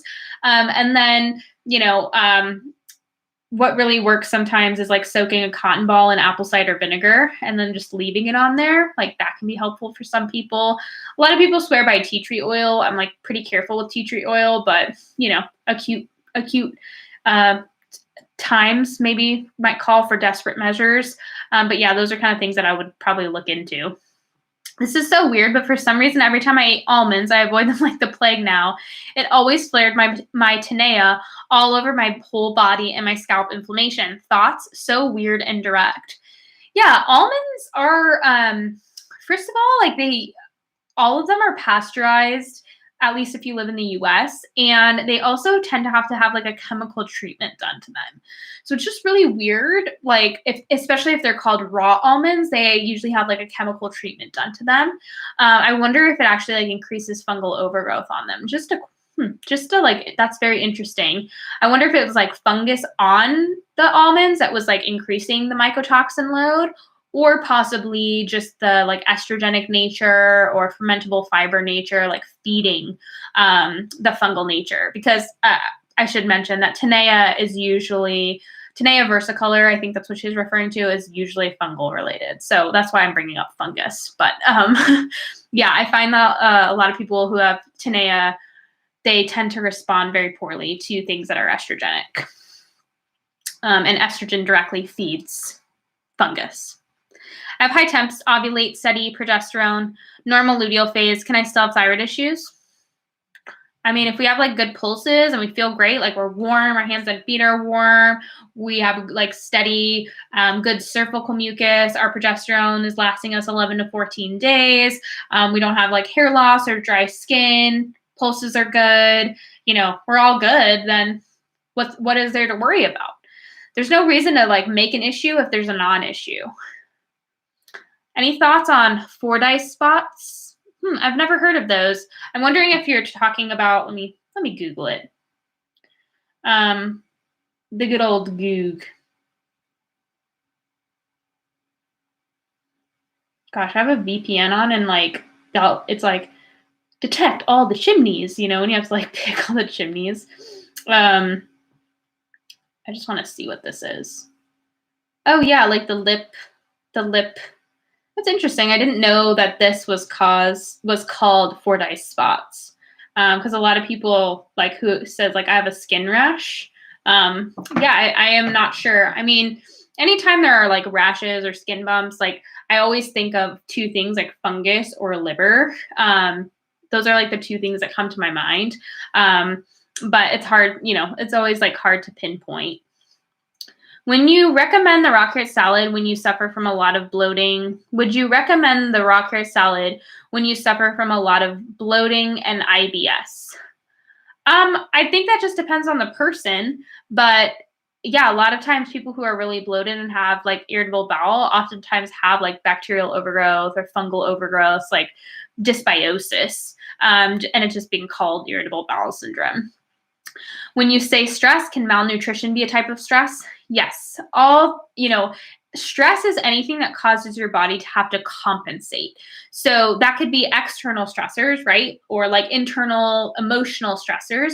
But that can also be stressors that we might not deem as stress, like under eating, going long periods without eating, aka fasting, restricting animal foods, restricting carbohydrates, restricting fats. Like all those things can also be stressors that we don't realize, not getting enough minerals, not getting enough vitamins, those are all stressors as well. Gut issues can be a huge stressor. So those are stressors that I'm referring to as well. Any recommendations for third trimester pregnancy heartburn reflux? Thanks, Jess. So a lot of people tell me they start to get like the constipation or the heartburn reflux just because like things are starting to definitely move around.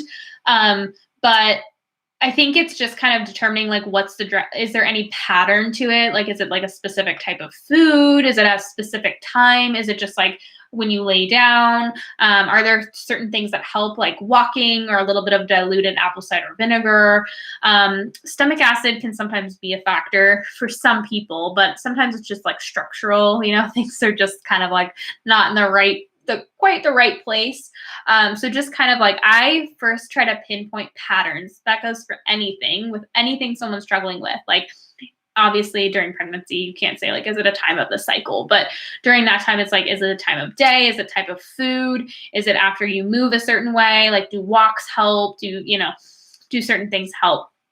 And then I would go from there. Because, certain things are not okay during pregnancy, like most digestive bitters. They can be like amenagogues, kind of make the uterus contract. So you kind of have to use like gentler type digestive supports. So I try to do the most natural routes first. Like, is it just my need to chew a little more?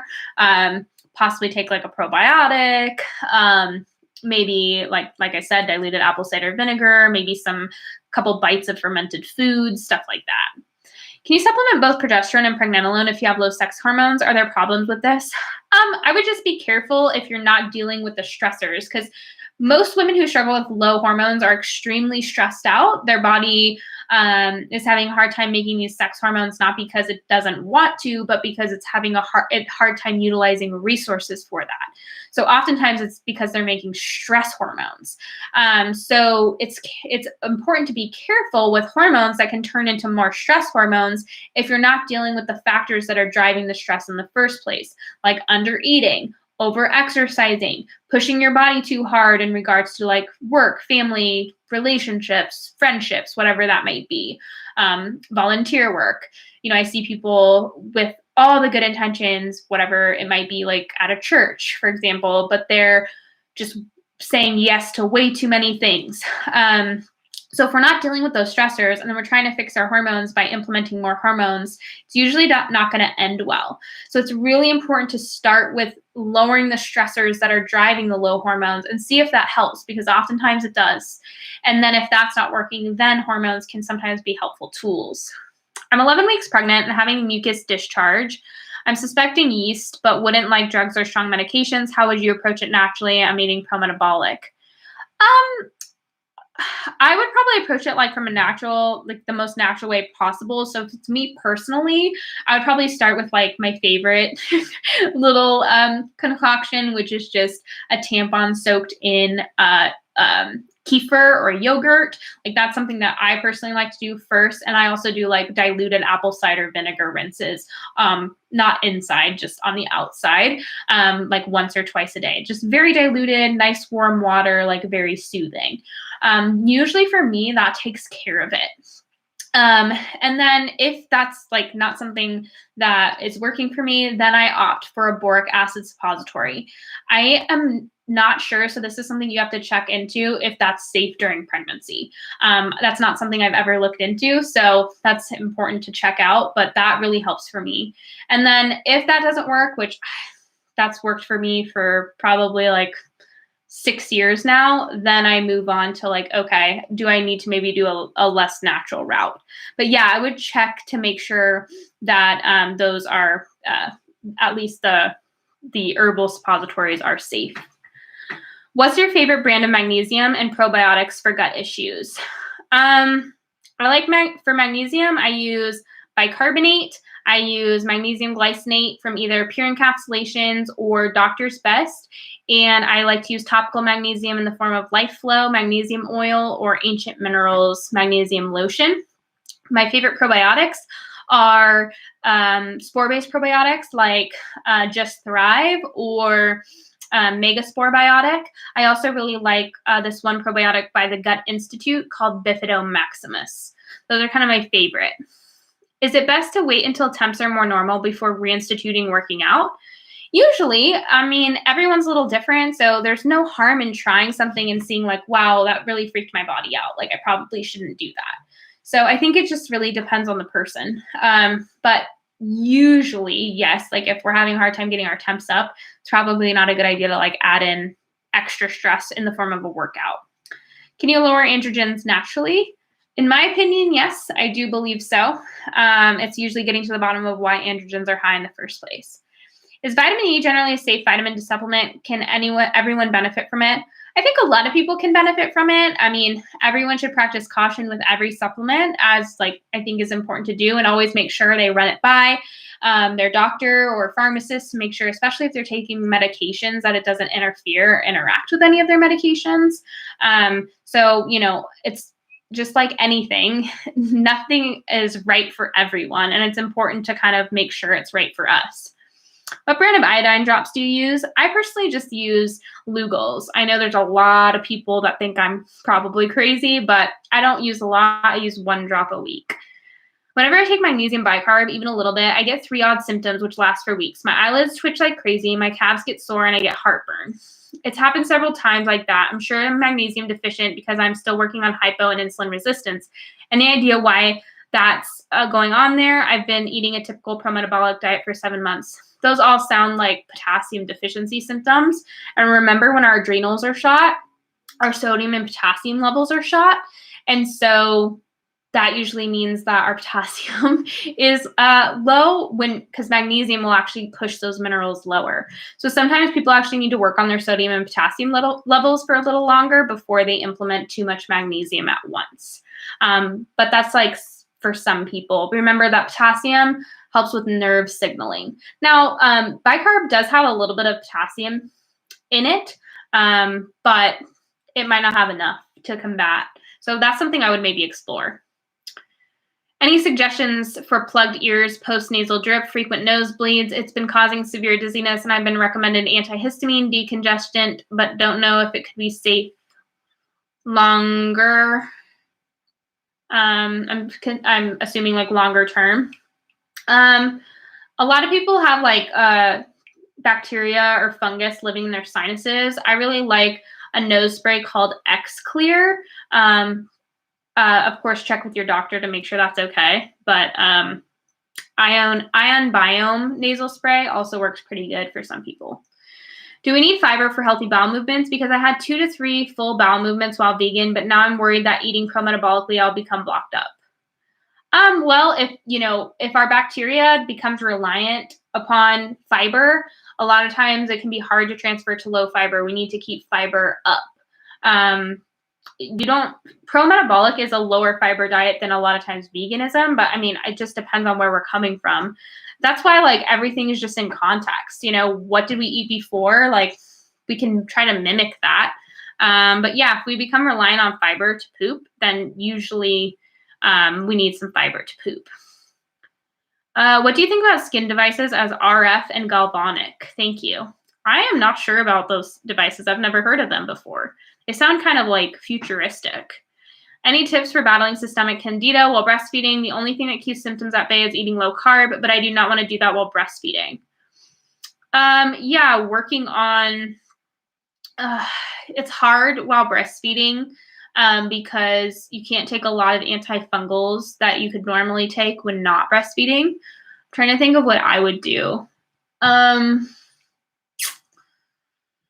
I mean, I would definitely do like raw carrot salad, probably like large raw carrot salad twice a day. I would probably do like a probiotic that kind of tries to crowd out fungus, like maybe Bifido Maximus by the Gut Institute. It's a little pricey, but it really works well at crowding out fungus.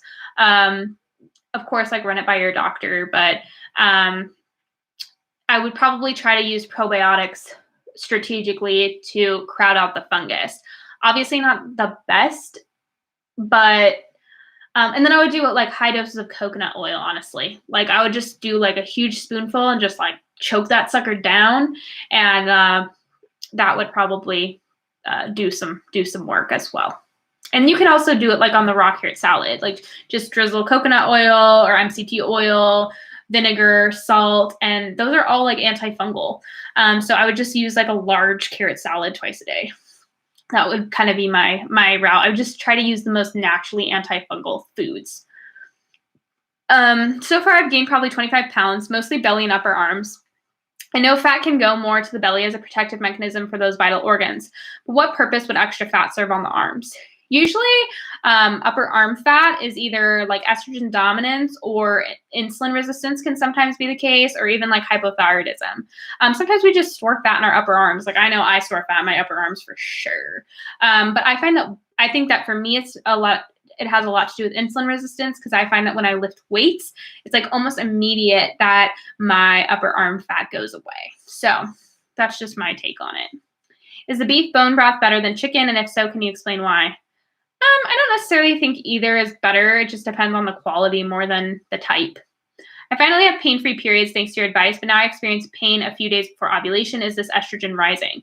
It's really interesting because I've had like 5 people tell me that their luteal phase has gotten so much better, but now their like pre-ovulation is now the problem. And I am like starting to see that this is possibly a part of the process. Like you're really working on your luteal phase. Now you're detoxing well there. And now it's time to like really work on that like pre-ovulation time. Because that is when estrogen does start to rise. And so if you've gotten your progesterone levels up, great, because now that's become the dominant hormone in the second half of the cycle, but you don't have progesterone during the first half of the cycle. And so that's when estrogen is going to really show its ugly head, I guess that's the term. How would you treat an internal hemorrhoid that has been bleeding every time you go and it burns like a mother? Sorry for the TMI. I personally, somebody asked about this last week, and I found a lot of success from using vitamin E suppositories. I got them at the health food store. I also have found a lot of success with homeopathic remedies as well. Any thoughts on what caused depression after eating? My sister and I both struggle with this. Depression will lift after a few hours. Gut issues, because the neurotransmitters there can increase like serotonin, mess with dopamine, all that kind of stuff. I would be curious as if like a probiotic helped, or even possibly like taking activated charcoal just as an experiment would help. If activated charcoal helps, then that shows us like, okay, it's endotoxin, bacterial related, and we got to do some work there. What can be done for painful ovulation? Spotting, intense cramping, very emotional, nauseous. I would definitely be working on my estrogen detoxification. If you haven't taken my course, Mend Your Cycle, you might find some really helpful tips in there. Some things that you can also find free on my page are like the raw carrot salad, detox lemonade, magnesium, balancing your blood sugar, like all those things help our bodies be able to remove estrogen. What might cause the urge to pee without actually being able to, and what would be the remedy for that? Every time I go, I feel like there's more left in the tank that won't come out. Some people have pelvic floor issues that like the muscles are being clamped. And so like some muscles are tight, some muscles are loose. And so what's happening is that's like clamping down on the urethra. I'm by no means an expert in this. This is just like my pelvic floor friends trying to explain it to me in a way that I understand. But there are a lot more people that are a lot better specialists at this than me, but I like to bring it up just because I work with a lot of women who struggle with like even like interstitial cystitis, like that's like a advanced form of what's happening where the pelvic floor muscles are clamping down on the urethra and it's causing pee to actually go back into the bladder. And then when you stand up, you have to pee again because now it can come out. So it's really just about working on the pelvic floor.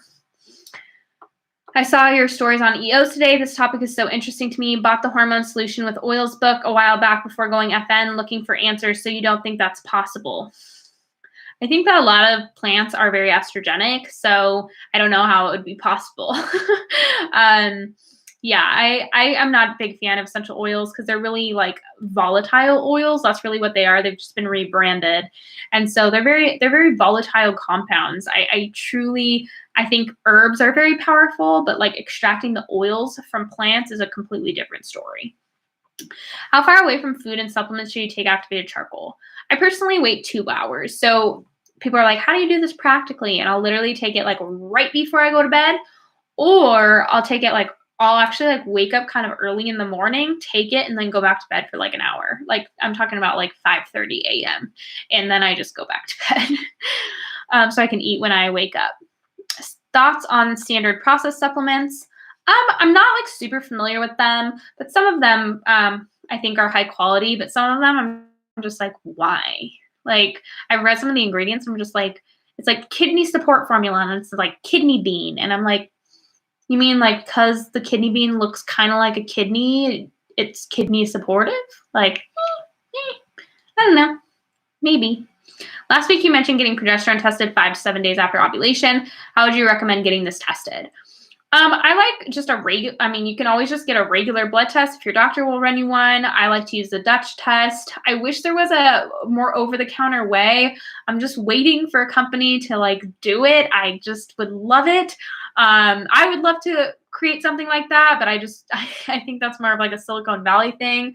I have found that like Prove is a progesterone testing kit, but they don't test the amount. It just tests if progesterone is present. So it shows you like you did ovulate. So I'm just waiting for a company to like come out with a test that tests how your progesterone levels are, and you're allowed, like you can test them yourself. But the best way as of now is just a regular old blood test or a Dutch test, like a urine test, which can get kind of pricey. Sammy or St. John's wort for complex PTSD, agitated depression, anxiety. Have you heard anything good or bad about these supplements? They increase serotonin. So just like 5-HTP, I've heard a lot of people get really bad serotonin syndrome from them. If we're using your beef gelatin recipe to make the cubes, can we add trace mineral drops to that? Yeah, why not? I love when you guys do like multiple things in one. I like to add magnesium bicarbonate into my gummies sometimes too. Kind of messes slightly with the taste, kind of, but not too much. I heard when taking temps, it's good to keep your thermometer under your tongue 10 minutes before turning it on and then taking your temp. Do you agree this is helpful? It makes a big difference in my temps. Yeah, because think about it. You're going from like a cold thermometer, especially in the winter, to like trying to get it to heat up quick. Like it's not going to heat up as quickly. Sometimes I'll like put it against my body. Like I'm so lazy in the morning, I'm just laying there. But yeah, sometimes I'll like stick it under my armpit to warm it up, or like on my neck or something like that. But yeah, it definitely does improve your temps. Same thing, like if you do your temps after a really cold drink, you get really cold temps. So it's kind of a similar scenario. Is there any way to combat negative side effects of antidepressants if they're necessary after TBI? Would rather not take, but honestly stuck in might help manage symptoms when at its worst. Like I mentioned before, I think it's really important to not feel any shame or guilt, or even feel like you have to mitigate the effects. Like I think just, doing what you need to do while working on other things is nothing to be worried about. Yeah, that's like my take on it.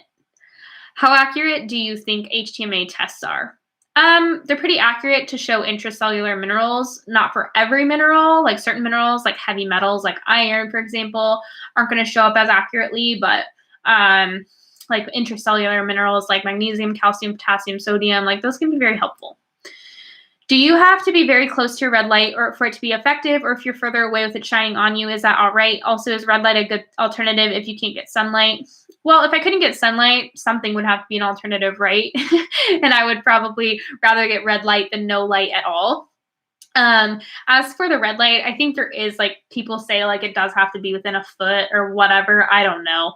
I honestly do just have it on a lot. There are times I am lying closer to it, like when I'm in bed, but I feel good with it on me more than not. What are your thoughts on ubiquinol or CoQ10 for fertility? CoQ10 can't do anything that vitamin K can't do, and I think vitamin K2 is a much more important nutrient. So that's just my take on it. I don't think it's bad. I just think that the quinones, vitamin K2 is just as important, if not more important. And it's overlooked because it's kind of like not super sexy. Do you think after someone has worked on their metabolism for 1 to 2 years that taking some T3, T4 could help even if their labs show adequate thyroid?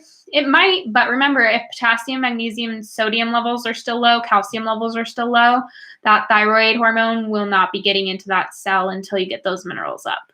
So I think that's sometimes very overlooked in the metabolic community. Like people are just super obsessed with getting their thyroid levels up, and they like overlook the fact that Ray Peat literally says all the time, like red light, magnesium, potassium, like red light, magnesium, potassium gets thyroid into the cell. So that's just my take on it. But I mean, yeah. I have chronic yeast infections, and a stool test with my doctor confirmed I do have some yeast overgrowth, but it's not candida. Any thoughts on how to combat an identified strain? There are many strains of yeast in the body. Most women, honestly, who have been on antibiotics at least once have yeast overgrowth. And it's not just Candida. There are many yeast strains in the body.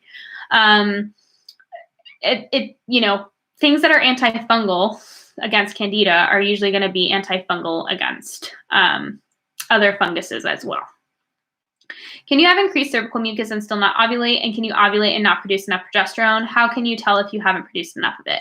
Usually a strong ovulation will last us 11 to 14 days. So we're measuring like from the time our temps go up, we want our luteal phase lasting us 11 to 14 days. If our luteal phase is lasting us 5 days or 8 days, chances are we're probably not making enough progesterone. So we're kind of like, it's hard to kind of determine if we're making enough progesterone without looking at a progesterone test and getting it tested. So we kind of have to use clues. And yeah, we can have increased cervical mucus. Women get that all the time and not ovulate. So that's why you can't just go off of mucus. This is why the fertility awareness method includes cervical position, cervical mucus, and temperatures, and other possible indicators. Like some women can feel ovulation occur, like they're looking for other indicators as well. But yeah, the really only true confirmation of ovulation is to look at progesterone levels post-ovulation. But a lot of us don't want to do that, nor can we afford to do that. So we have to kind of go with our symptoms. And if we have really bad PMS or really bad periods, we probably have low progesterone. You know what I mean? Or women that can't sleep during their luteal phase, yeah, low progesterone. My daughter's doctor recommended using Vaseline as a moisturizer for her eczema. Do you have a recommendation for safer option that would be super moisturizing, looking for the most moisturizing option?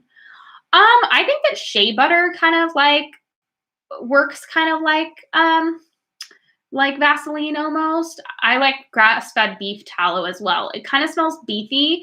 People will really complain, but that stuff works. That stuff works. Hey, Jess, does peanut flour contain PUFAs like the oil in the butter? I'm honestly not sure. I'm really not sure. Dried up peanuts. I think that's what peanut flour is, at least. Yeah, I'm honestly not sure. If it's just blended up and it's not defatted, then it probably does contain PUFAs. But if it's PB2 powder, that's just defatted peanuts, which I don't honestly know the process to that, so I don't know how natural that would be. Probably doesn't have a lot of PUFAs. Alyssa says, hey, Jess, random curiosity. I notice I'm getting a lot more skin tags as I get older. Would you say it might be estrogen drive, lipofuscin, iron? I'm having trouble finding resources on this. Yeah, so a lot of people say that the skin tag thing is estrogen or insulin resistance.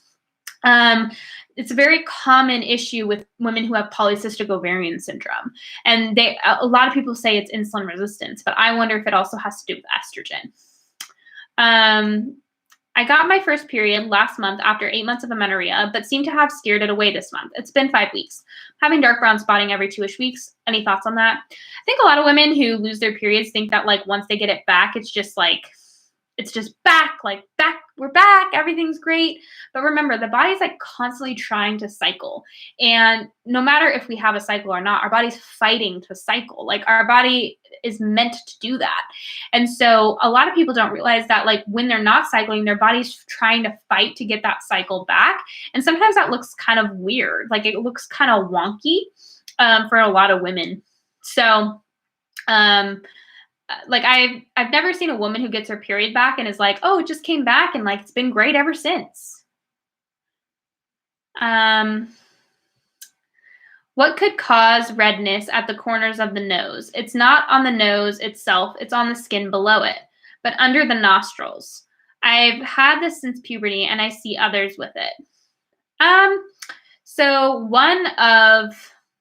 I'm sorry, guys. I know you guys are saying it's choppy. I'm hoping the replay is less choppy. It's been weird internet day. I don't know why. So some people say, so I got this new book. It's on the cell salts, and they're talking about facial diagnosis of cell salt deficiencies or mineral deficiencies.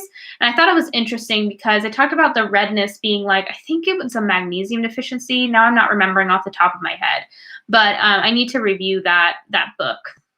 But I wonder if it has something to do with nutrient deficiencies or something else. What nutrients treatments could help tighten and strengthen skin after it's been stretched? I've been nursing for the last 2 years and my boobs need help. Breast massage is probably the most important thing that women kind of overlook. Like I would be doing like a very good like breast massage with very nutrient dense oil like tallow or something like that. But yeah, I mean, there's no going back to pre-breastfeeding boobs. Like it just is what it is. You did some amazing work there. But yeah, I think like the body will amaze us if we just give it time and consistency. How do you fix a dairy egg intolerance other than working to restore the metabolism and time? I'm sorry, that's really it. I mean, some people have really bad bacterial issues or fungal issues that are making their issues worse. And so sometimes just taking some specific probiotics and kind of weeding or getting rid of some of bacteria and fungus and helping other new strains of bacteria take root can be helpful, but for some people it just takes time. What about blackheads? I can't seem to get rid of them. I think it has to do with like oxidation, and I see a connection like with the gut. Are you familiar with relative estrogen dominance? On my Dutch, both progesterone and estrogen were at the very bottom of range. Would this be an X of relative estrogen dominance since progesterone isn't higher than E? Yeah, that's exactly like, I think that any time that our estrogen is not in balance with progesterone, we're going to have estrogen dominance because progesterone helps keep estrogen in check. So they should rise in relative to one another. And if they're not, then even if we have normal levels of estrogen, we're still we can still possibly be estrogen dominance. And then for some, women like with estrogen, I've talked about this again and again, like some women are really storing a lot of estrogen in their tissues. And so they do have a lot of estrogen dominance in their tissues and they actually don't have enough progesterone to balance it out. So that's another factor that needs to be like kind of taken into consideration depending on the woman. What brand of mineral drops would you recommend to add to my water? I like all types of mineral drops. I don't necessarily like recommend you to do a specific one. I just think like there are a lot of great mineral drops on the market. Trace Minerals, Edon, like I like all of those. I'm getting sunlight 30 minutes a day and it feels great. I've noticed little brown spots though. I know you said it's oxidized iron or PUFA. Is that reason to limit exposure so that doesn't happen? I don't think it's cut and dry. Like we do need sun. And so sometimes it's just like going to take some time to work on our body. Like stress can increase PUFA exposure. Obviously if we're full of PUFAs, like that's a factor, but I don't think it's a reason to like limit sun, but I do think it's why people are getting so many negative side effects from getting too much sun. What are your thoughts on methylene blue? And what would be a trusted source to purchase from? I get mine from Health Natura, and honestly, I haven't gotten enough balls to take it yet. I just like it's sitting there. Like I love methylene blue in Forever Healthy Hairs products. Like I use it topically. I just haven't like taken it internally yet for whatever reason. I'm kind of like nervous to do it. I don't know why. Do you have any experience with SIBO and our parasites? Apparently I have both of and sugary carbs seem to be triggering these. Yeah, I mean, SIBO is very common. Like, so yeah, it's not like a cut and dry issue. Like people are like, oh, just cut carbs. But in doing so, we're kind of starving ourselves. And we usually have SIBO in the first place because it's stress induced. So if you are on Instagram and you haven't checked out my highlight on SIBO, I highly recommend. But having several servings of collagen during the day be sufficient to help balance glycine to methionine ratio, or does it have to be gelatin? If you do well with collagen, sometimes that's enough for sure. It just depends on like what you can get in. I like to varietize it because I find that gelatin is very gut healing for me. Collagen is, but gelatin particularly helps really kind of like soothe my gut lining. So that's why I like to implement gelatin. But if you just like to do collagen, I don't think there's anything wrong with that. Are there any resources you'd recommend for learning more about human anatomy? Honestly, like I just get the latest anatomy books that are, like there's usually one anatomy book that's being used. It's like usually like the 26th edition or whatever. Or I'll get like last year's anatomy book when I'm checking in, or I go to thrift stores and just buy like older textbooks, like anatomy textbooks. I don't think you need to spend a crap ton of money to get a good anatomy book. But yeah, that's kind of where I start, and I just start to flip to whatever interests me, like whatever areas interest me. My husband has freezing cold feet all the time. Wondering if this is thyroid related. He doesn't have any other of the typical symptoms of low thyroid, but is underweight and struggles to gain weight. There you go. That's usually a thyroid problem. What do you do to protect your skin before, during, after sun exposure? Is there an upper limit for the time in direct sunlight a day? I think that's contextual depending on the person. I like to wear like a big floppy hat or like some type of hat. Sometimes I'll use like a zinc-based sunscreen. Vitamin E can be helpful, but the less PUFAs we have in our skin, the better, the more resilience the sun will have. How do you know if you have bacterial overgrowth? Usually people have like really bad gut issues, really bad skin issues, super bloated, not digesting food well, and working on their metabolism is not helping. My husband is a welder, and he often gets a fever and a headache from a zinc intoxication from breathing the fumes. Any suggestions on how to get out of it? My brother's a welder, and he wears a mask, like a very special mask that he invested in so that he doesn't get that. And then we've talked about it, but he also opens as many like places that he can open. If he's welding inside, like he'll open up, make sure there's airflow. What do you think of working with Travis Harris for men? Yeah, I think Travis Harris is great.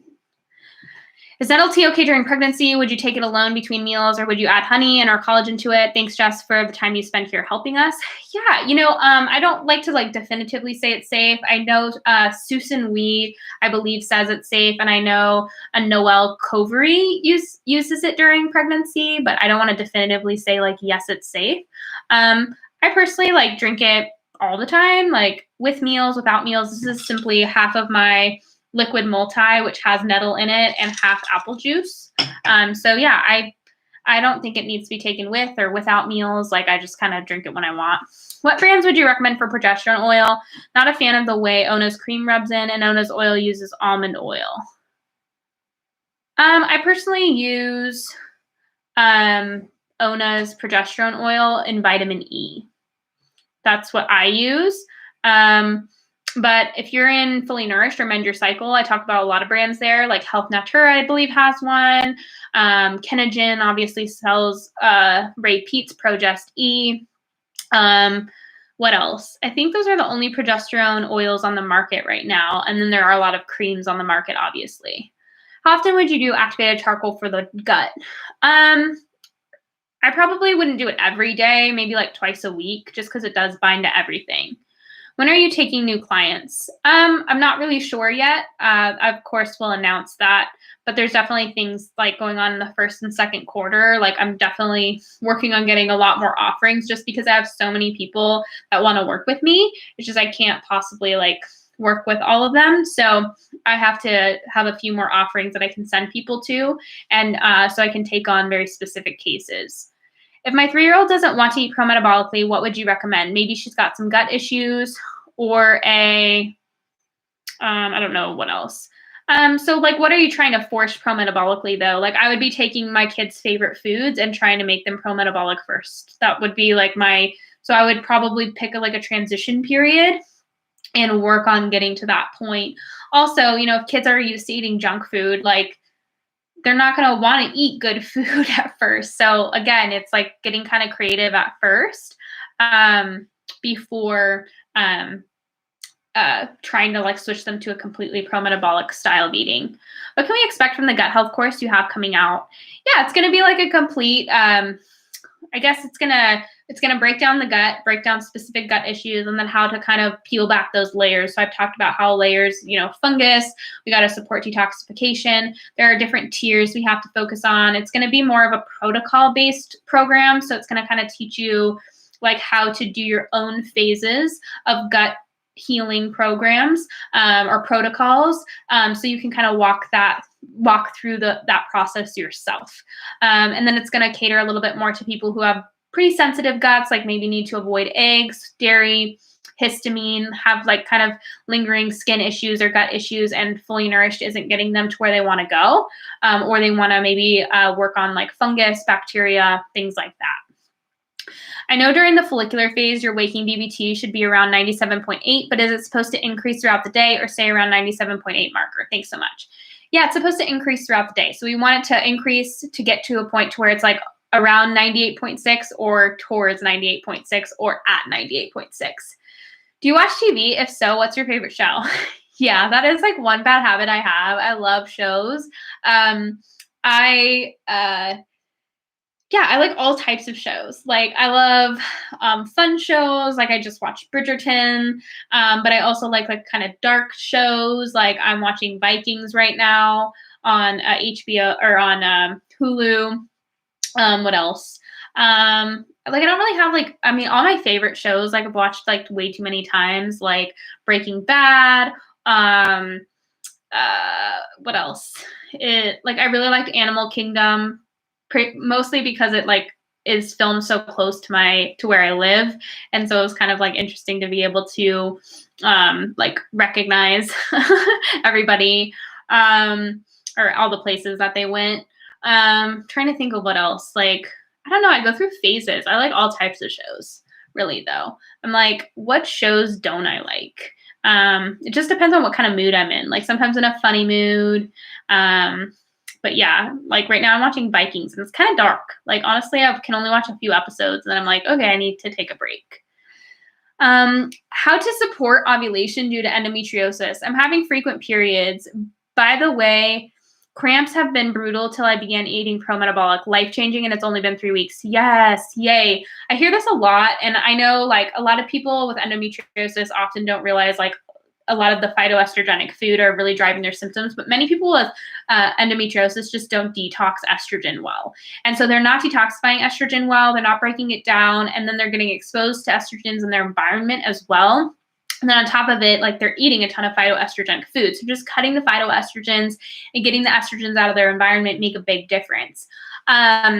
But some women, so Dr. Lara Bryden talks about in her period repair manual, like how bioidentical progesterone use can be very effective and helpful for women with endometriosis, just to kind of help support and get them ovulating again. I'm not saying that this is like the absolute way everyone needs to go, but I think it's like an important factor to keep in mind. Like some women do use bioidentical progesterone to kind of like stop their symptoms in their track and get themselves ovulating again and deal with some of that estrogen dominance.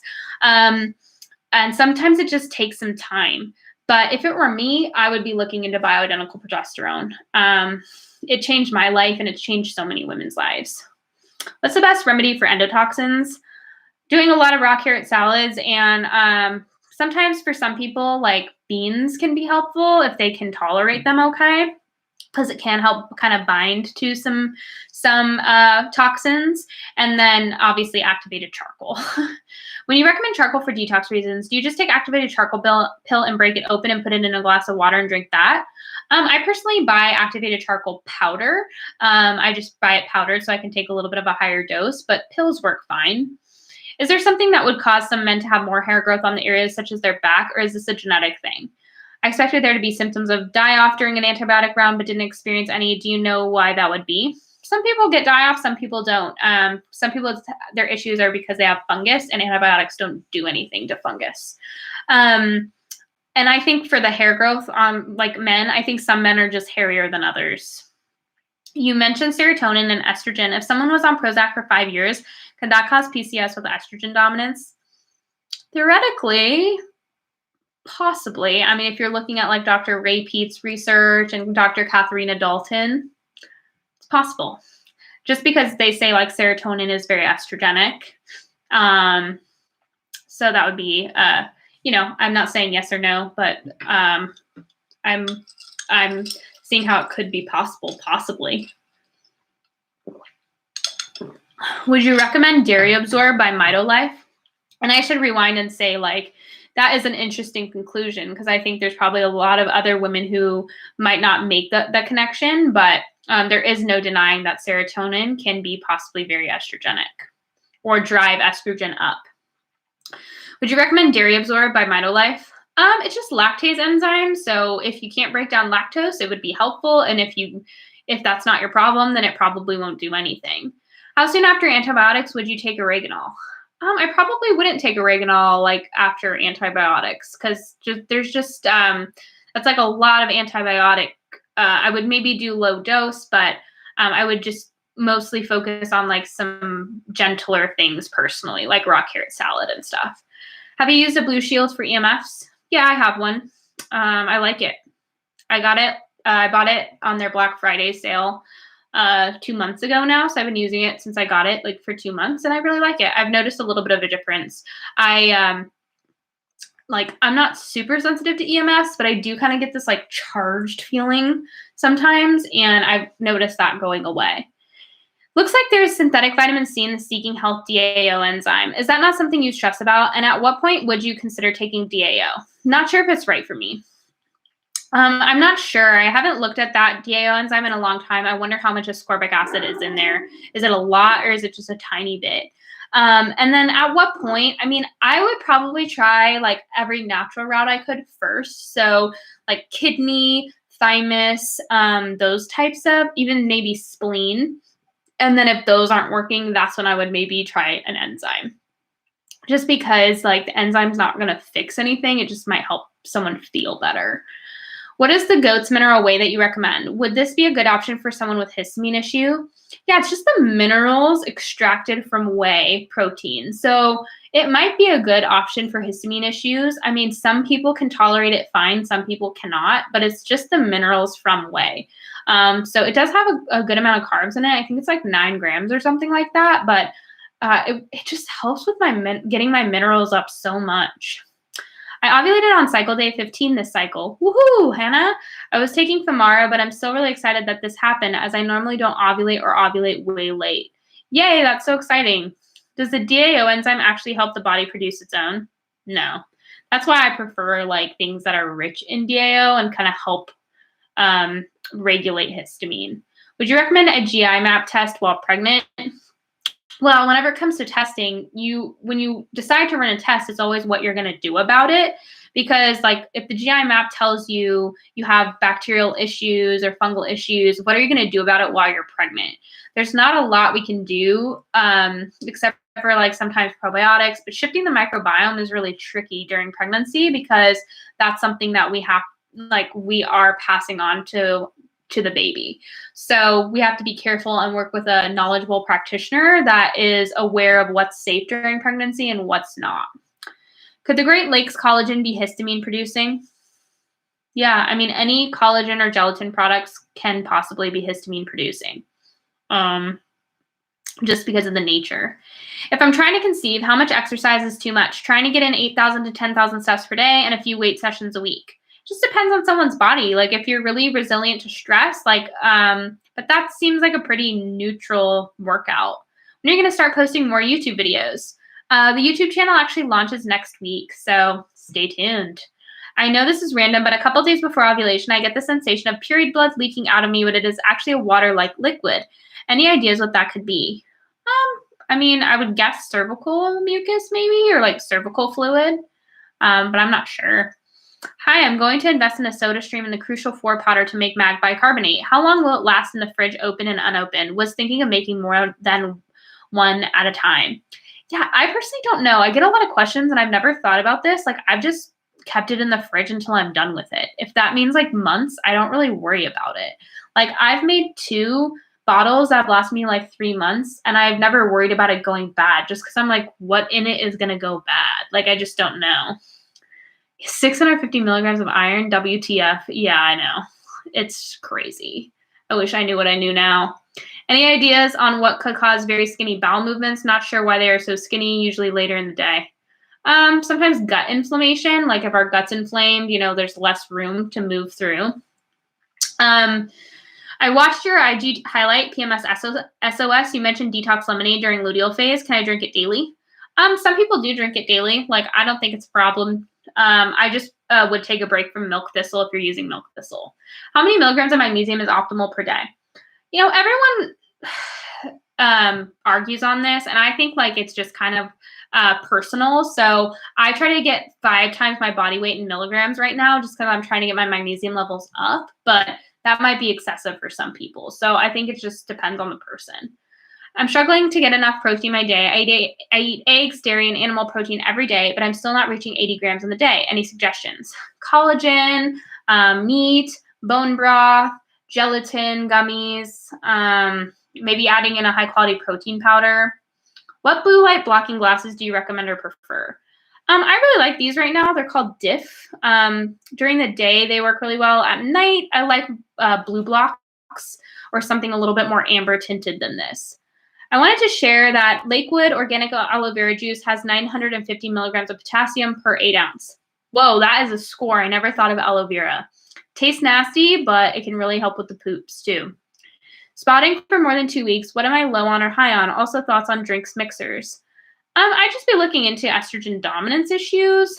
Estrogen is what's responsible for thickening the uterine lining, whereas progesterone helps thin it and tonify it. All right, guys, I'm going to try to, let's see, do I have a lot more to go? Oh, I feel like I'll try to get through these as fast as I can. I feel like I've been going for a while. If I know I'm ovulating, is it still possible to be estrogen dominant? Yes, because we can have estrogen stored in our tissues, or we could be not detoxifying it well. When you take a bath with magnesium flakes, do you add anything else, or do you rinse off after? Yeah, I do rinse off after. Sometimes I'll add bentonite clay, sometimes I won't. Thoughts on breast implants? Read the book called Breast Implant Illness. That's my thoughts. When you talk about fungus and bacterial overgrowth, what are things that you've used or suggested people use to slowly kill those off? It just depends. Like, everyone's a little different. Some common ones that I like to use are SF722 by Thorn, Lauricidin or monolaurin, olive leaf extract, FC-Cytal, dysbiocide, oreganol, berberine. Like, there are a lot of different antifungals and antibacterials that I like to use. Have you ever tried EMDR? Do you have any thoughts on it?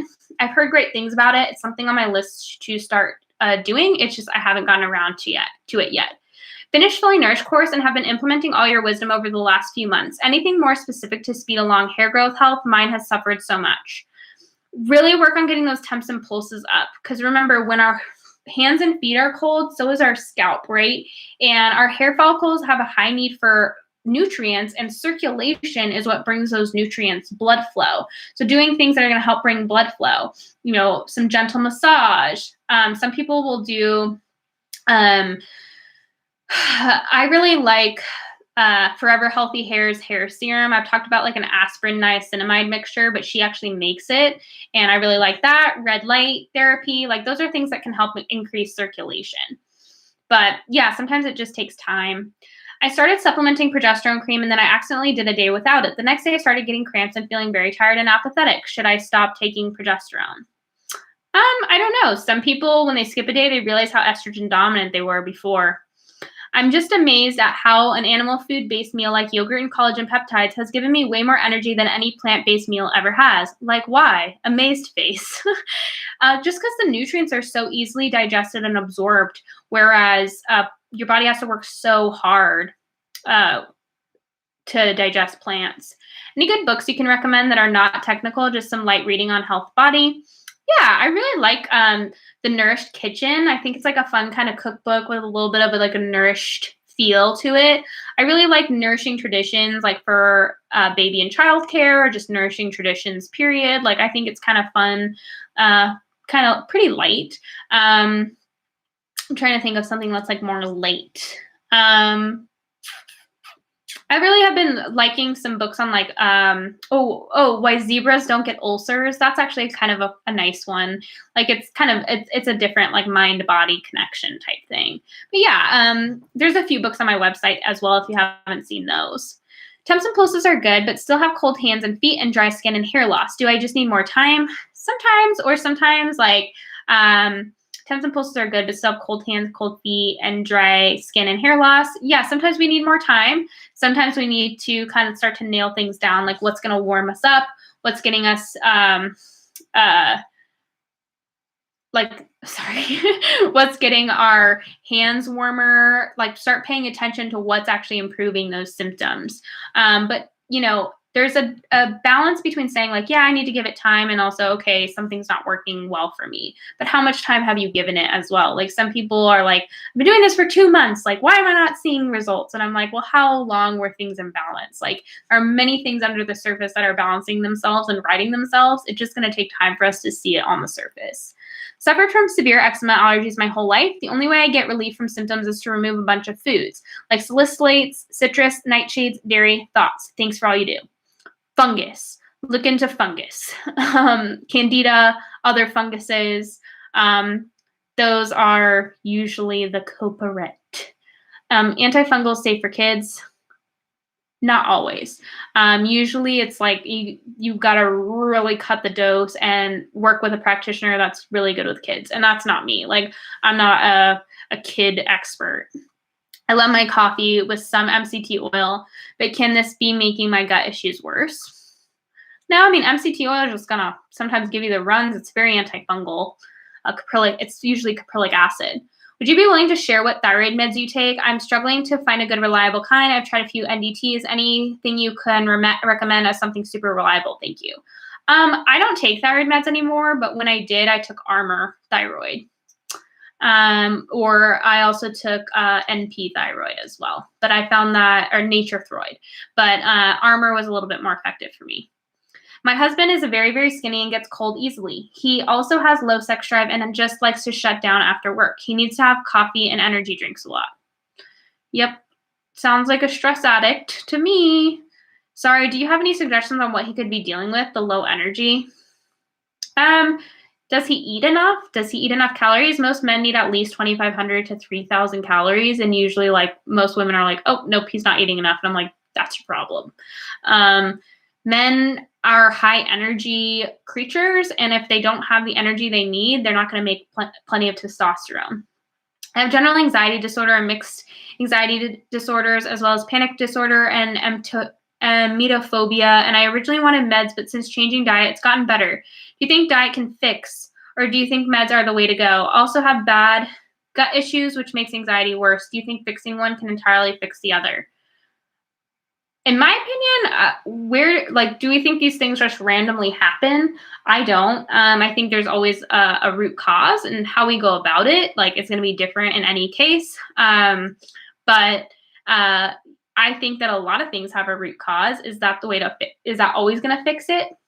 I don't know. I think that's going to be different for every single person.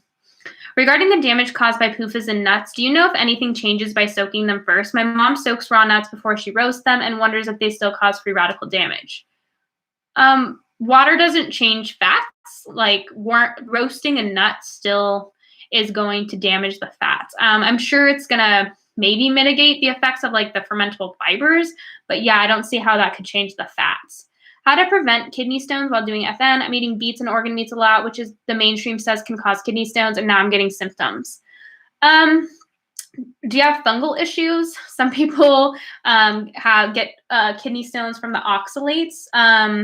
But yeah, sometimes, like, it can be the liver or the beets as well. But yeah, a lot of people don't realize, like, fungus overgrowth can cause oxalates as well.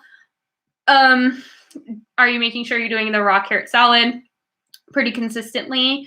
And then some people need more magnesium if it's a calcium issue, and also making sure they're getting enough vitamin K. Thank you so much for these Q&As. Now go eat. Thank you. You guys know I need dinner now. It's like 7 o'clock, so I'm starting to slow down. You guys are the best. Thanks for all your great questions. And yeah, I'll see you guys next Wednesday. I love these times because we always dig a little bit deeper, and you guys are really starting to put things together. But yeah, I'll see you next Wednesday. Love you guys.